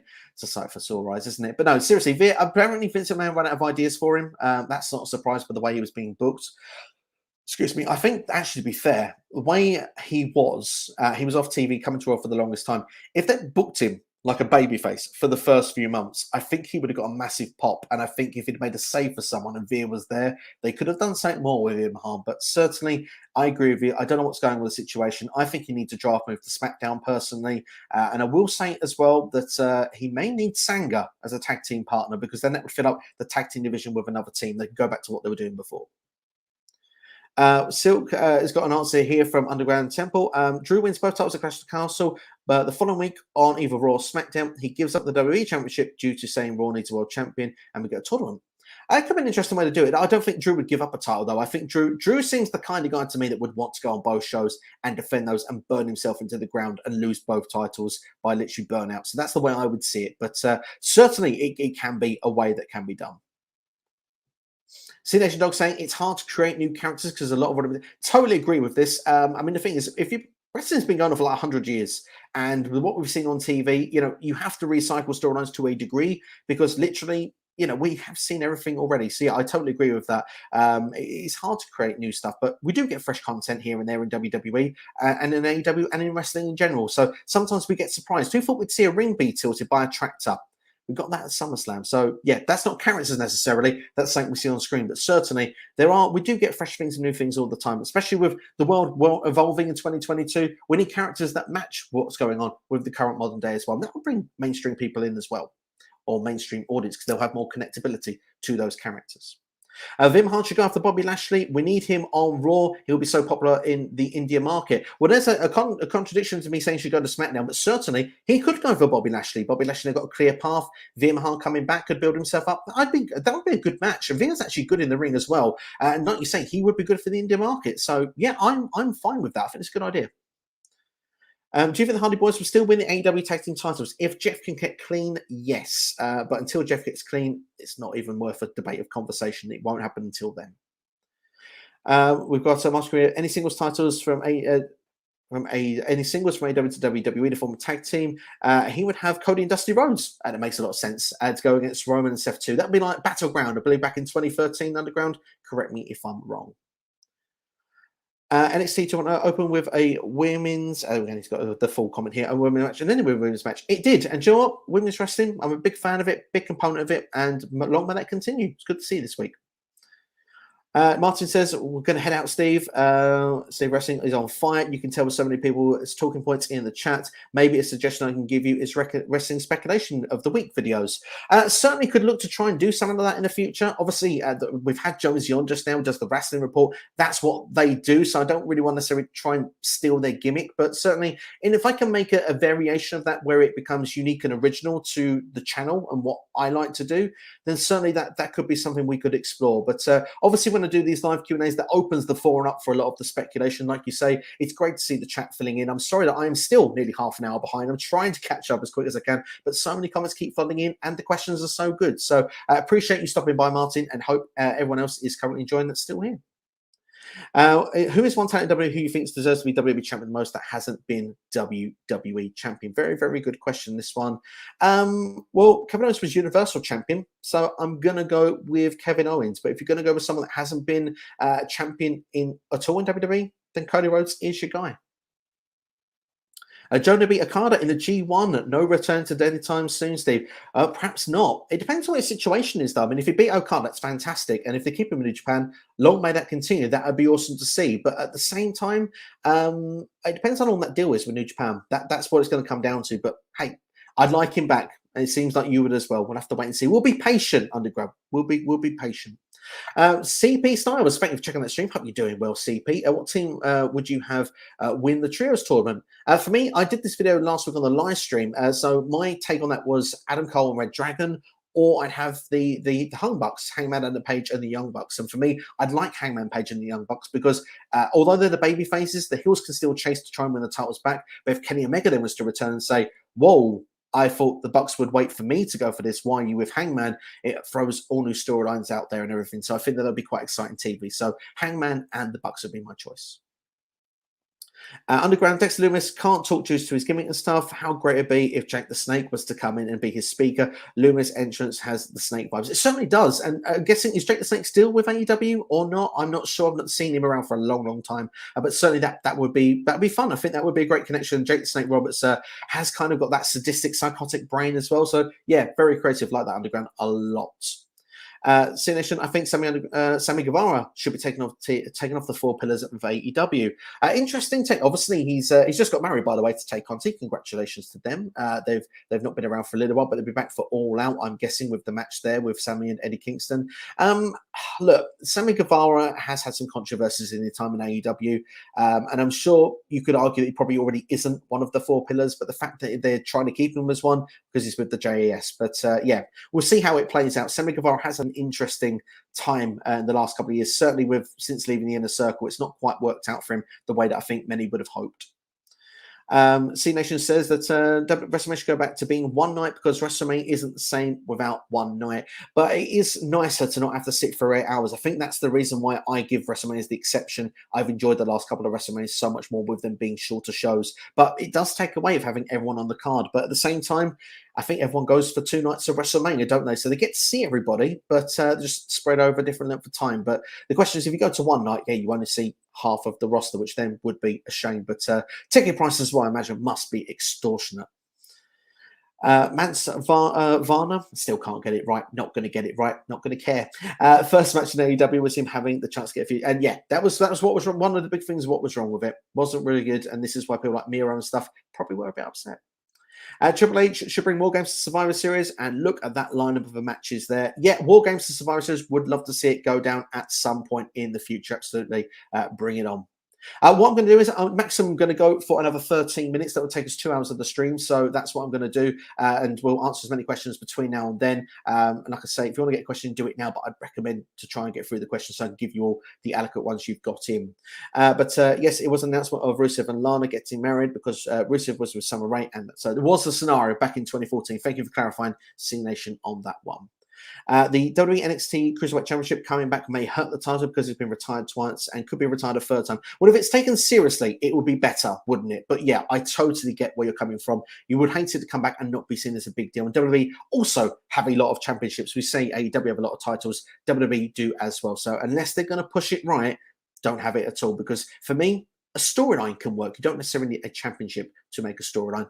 Storylines should write themselves. The All Atlantic Championship should be at least be defended on TV show at least once. It should be, yeah, maybe once a month again. Like I said, once a month would be good with that. Maybe if it's like a Quake of the Lake, these specials, you bring Pac in for that, then he goes and does his thing around the world. That then would make it good. That's probably the perfect blend of doing it, in my opinion.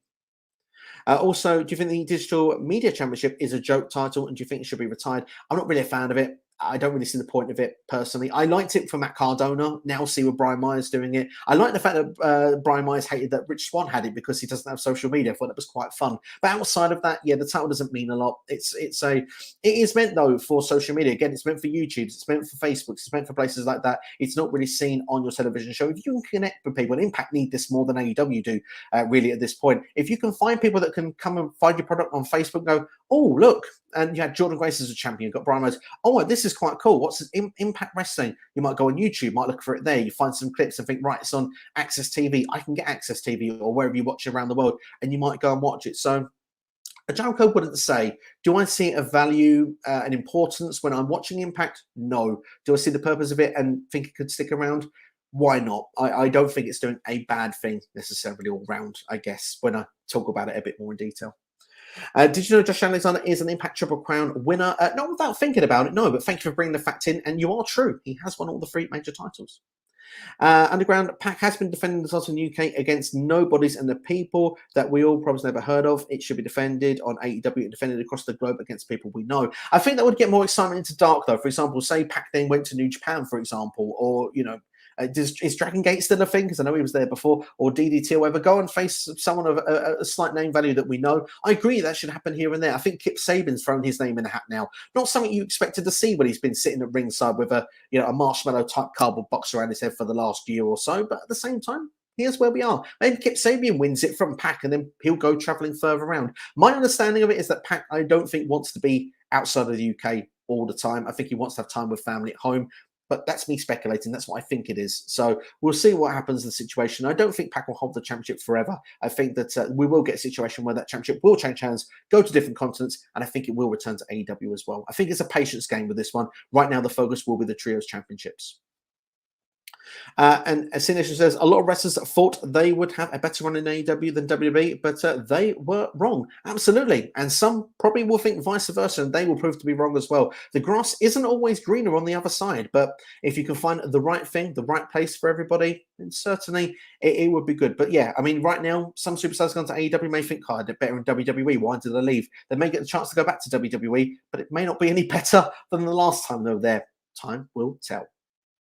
Talking about Fulham, it would be nice to see if the Khan family cared about their football club more than they do their own wrestling company, but that's just me. You can't do both. Fulham have spent a fair bit of money. In fact, they're going to sign this Diop from West Ham United. West Ham's my club. Sorry for anyone that's not interested in football. I think that's a big signing for Fulham. And I think Fulham played well against Liverpool at the weekend. It gave me a bit of a scare, actually, because I thought Fulham would be another shoo-in for the drop. But after the performance against Liverpool, I think they could be all right. Nottingham Forest, I want to keep an eye on this year as well. A lot of signings. That's who West Ham will be playing this weekend as well. So, yeah, we'll have to see how it's all going to play out. It's going to be an interesting Premier League season. But Fulham have got a bit of money in there. AEW have got a lot of money gone into their company as well, including that game. Let's see how successful it will be as time goes on. Isn't it funny how Alexa Bliss beat Randy Orton and became the 24/7 champion? Thankfully, not at the same time. But yeah, those both things did happen. But hey, Alexa Bliss, she's got some good wins under her belt. At the same time, I did think the 24/7 championship was like, what are you doing? But at the same time, I kind of I look back at it, it was a segment, wasn't it? And Alexa Bliss hasn't won a title for so many years. She's now been seen more credible now in this tag team tournament now going forward. So let's see what happened with that. It could be interesting. And I do think that she could be going for women's championships before the end of the year, put it that way. That's where I'm going to leave that for now. Before Triple H became the head of WWE Creative, Veer Mahaan was supposed to become a comedic character. Well, if that's the case, thank goodness that didn't happen, because dancing Veer Mahaan would be just like a lot of the others. And of course, maybe Shanky got that role. I don't know. But I mean, for me personally, I think Veer Mahaan is a talent. I'm going to say this out there right here, right now. I think Veer Mahaan has got something about him. He's got a very good social media game. Very good social media game. The fact he had momentum where Veer Mahaan was coming. I know it was a running joke at the time, but certainly people were talking. And if you brought him in the right way, people still could have been talking about him now. I think right now with Triple H, he'll reevaluate what they're going to do with Veer Mahaan. And I do hope that at some point later this year, he'll come back and he'll be treated correctly. Maybe Jinder Mahal should ditch Shanky. Shanky should just be the dancing babyface, and Jinder and Veer should become a team, because maybe they could be taken more seriously. Jinder was at the top of the card at one point, lest we forget. Underground Temple says, I see AEW versus WWE Forbidden Door at the latest 2024. What should be the main event? I personally don't, but at the same time, I will play ball with you. I'm going to say Roman Reigns versus Kenny Omega would be the main event of that show, because we've seen Roman Reigns versus CM Punk before. So yeah, Roman Reigns versus Kenny Omega would be possibly the dream match, but you could do Roman versus Punk and then do AJ Styles versus Kenny Omega, because that's a dream match I'd like to see. Also, Sination says, I think the Home Bucks should become the first ever AEW Trios champions, because Adam Cole was already the first ever Owen Cup winner. Yeah, I mean, it would actually take, it would help that a little bit, wouldn't it? It would, it spreads the love about a bit. If you have the same people win the same things all the time, then it kind of feels like them again. You feel like they're being forced down your throat. So yeah, change is good, but then the Bucks have won everything as well. So, you know, Red Dragon deserve a go with the Trios title. So it all goes together one another, but I think the Home Bucks will be the ones.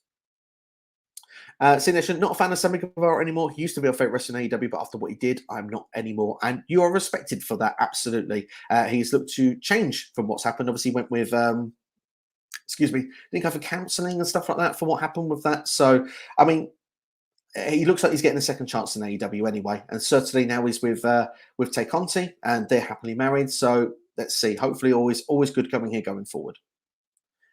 Sinesh also says, I get mad when I have to wait for a WrestleMania match, but that is on the next night. Absolutely. But that's sometimes the buzz. You want to see it that badly that you're happy to wait one more night. Thank you, Sil, for joining us, mate. I hope you enjoyed the stream, and thank you for your questions as always. And I want to say just very, very quickly, a big special thank you to Silk as well. NXT was on this stream for nearly 3 hours the other day. I didn't turn around and say it could be a 3-hour stream, that this could be like watching the Royal Rumble or something like that. He actually came on and just said, yeah, totally fine, not a problem when we came off. And I'm very grateful and appreciative that he took his time out, was happy to be here for that length of time. And Silk, really do appreciate it as always, and look forward to us collaborating again in the future. Underground says, last question, Steve. You would think it would be WWE that would book more United Kingdom stars at Clash of the Castle, Roman versus McIntyre, Walter versus Sheamus, or Pete Dunne, Usos versus Grizzle, Young Vets, etc.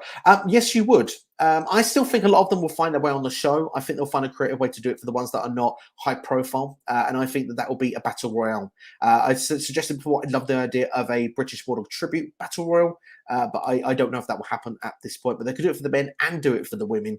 And that could be a way to get people like Doudrop, Nikki ASH, people like that on the card. You mentioned Pete Dunne as Butch. You could even get some of the NXT UK guys in there as well if you wanted to. That would be a way to fill out the ring and fill up the numbers.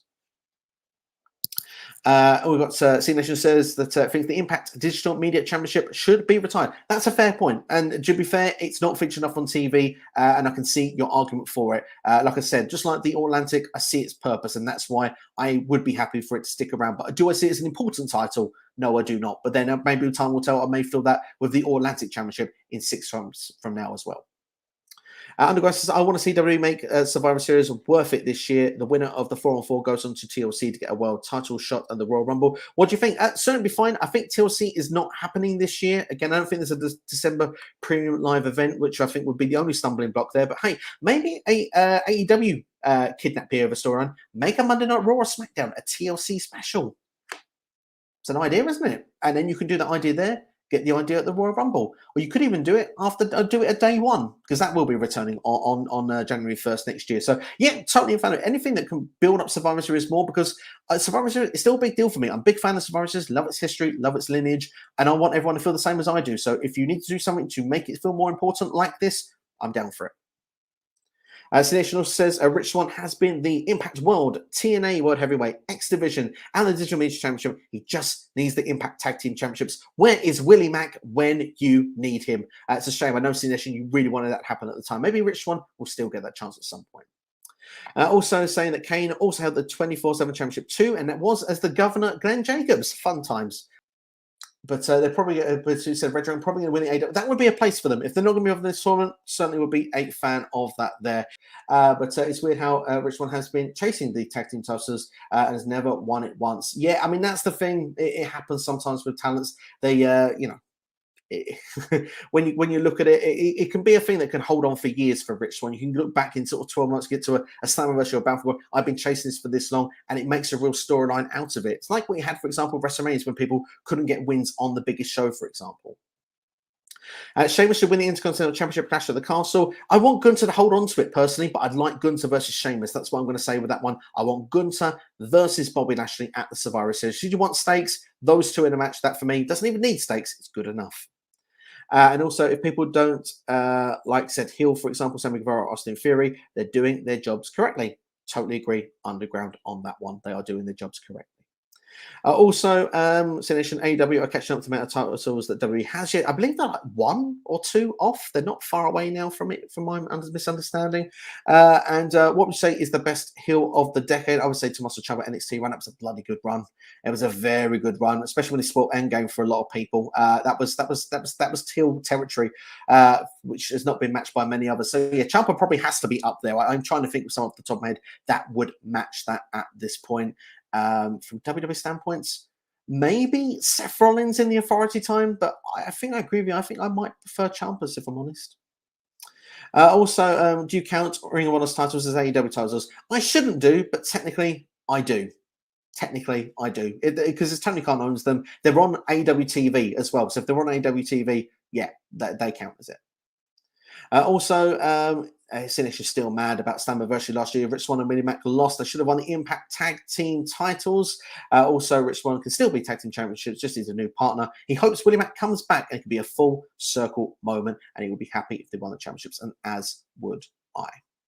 So that's all the comments that have come through. Thank everyone that's been watching the stream. I really appreciate everyone that's been here, dropping in comments, dropping in questions, dropping in conversation with yourselves. It helps grow the stream, so I really, really do appreciate it. If you've enjoyed this video, then please do hit the like button, share it with a friend as well. Subscribe to SCW if you're new here, and turn on notifications, you know, each and every time these are put on. And also, to be fair, I will say that I look to try and do these as often as I can. So yeah, you will see more of these Q&A fashions, and you'll see more videos come onto the channel as well. If you're into Impact Wrestling, Emergence predictions are on the channel right now. I've got predictions as well of who Triple H may bring back to WWE. That came onto the channel on Monday. Fantasy booking for Sami Zayn tomorrow. Potentially what you have to do to get a championship against the Usos or to be a part of the Bloodline. That's dropping on the channel tomorrow. That's also from the live stream if you can't wait. Actually, you can go check that out now with the Karen Cross one that I did with NXT last weekend. And the draft videos are coming to this channel next week, including NXT call-ups to Raw and SmackDown, and who should move in the draft and who should not. So that's everything that's coming up. Thank you for watching as always. If you've missed anything in this stream, like Quake for the link is at the beginning of this stream.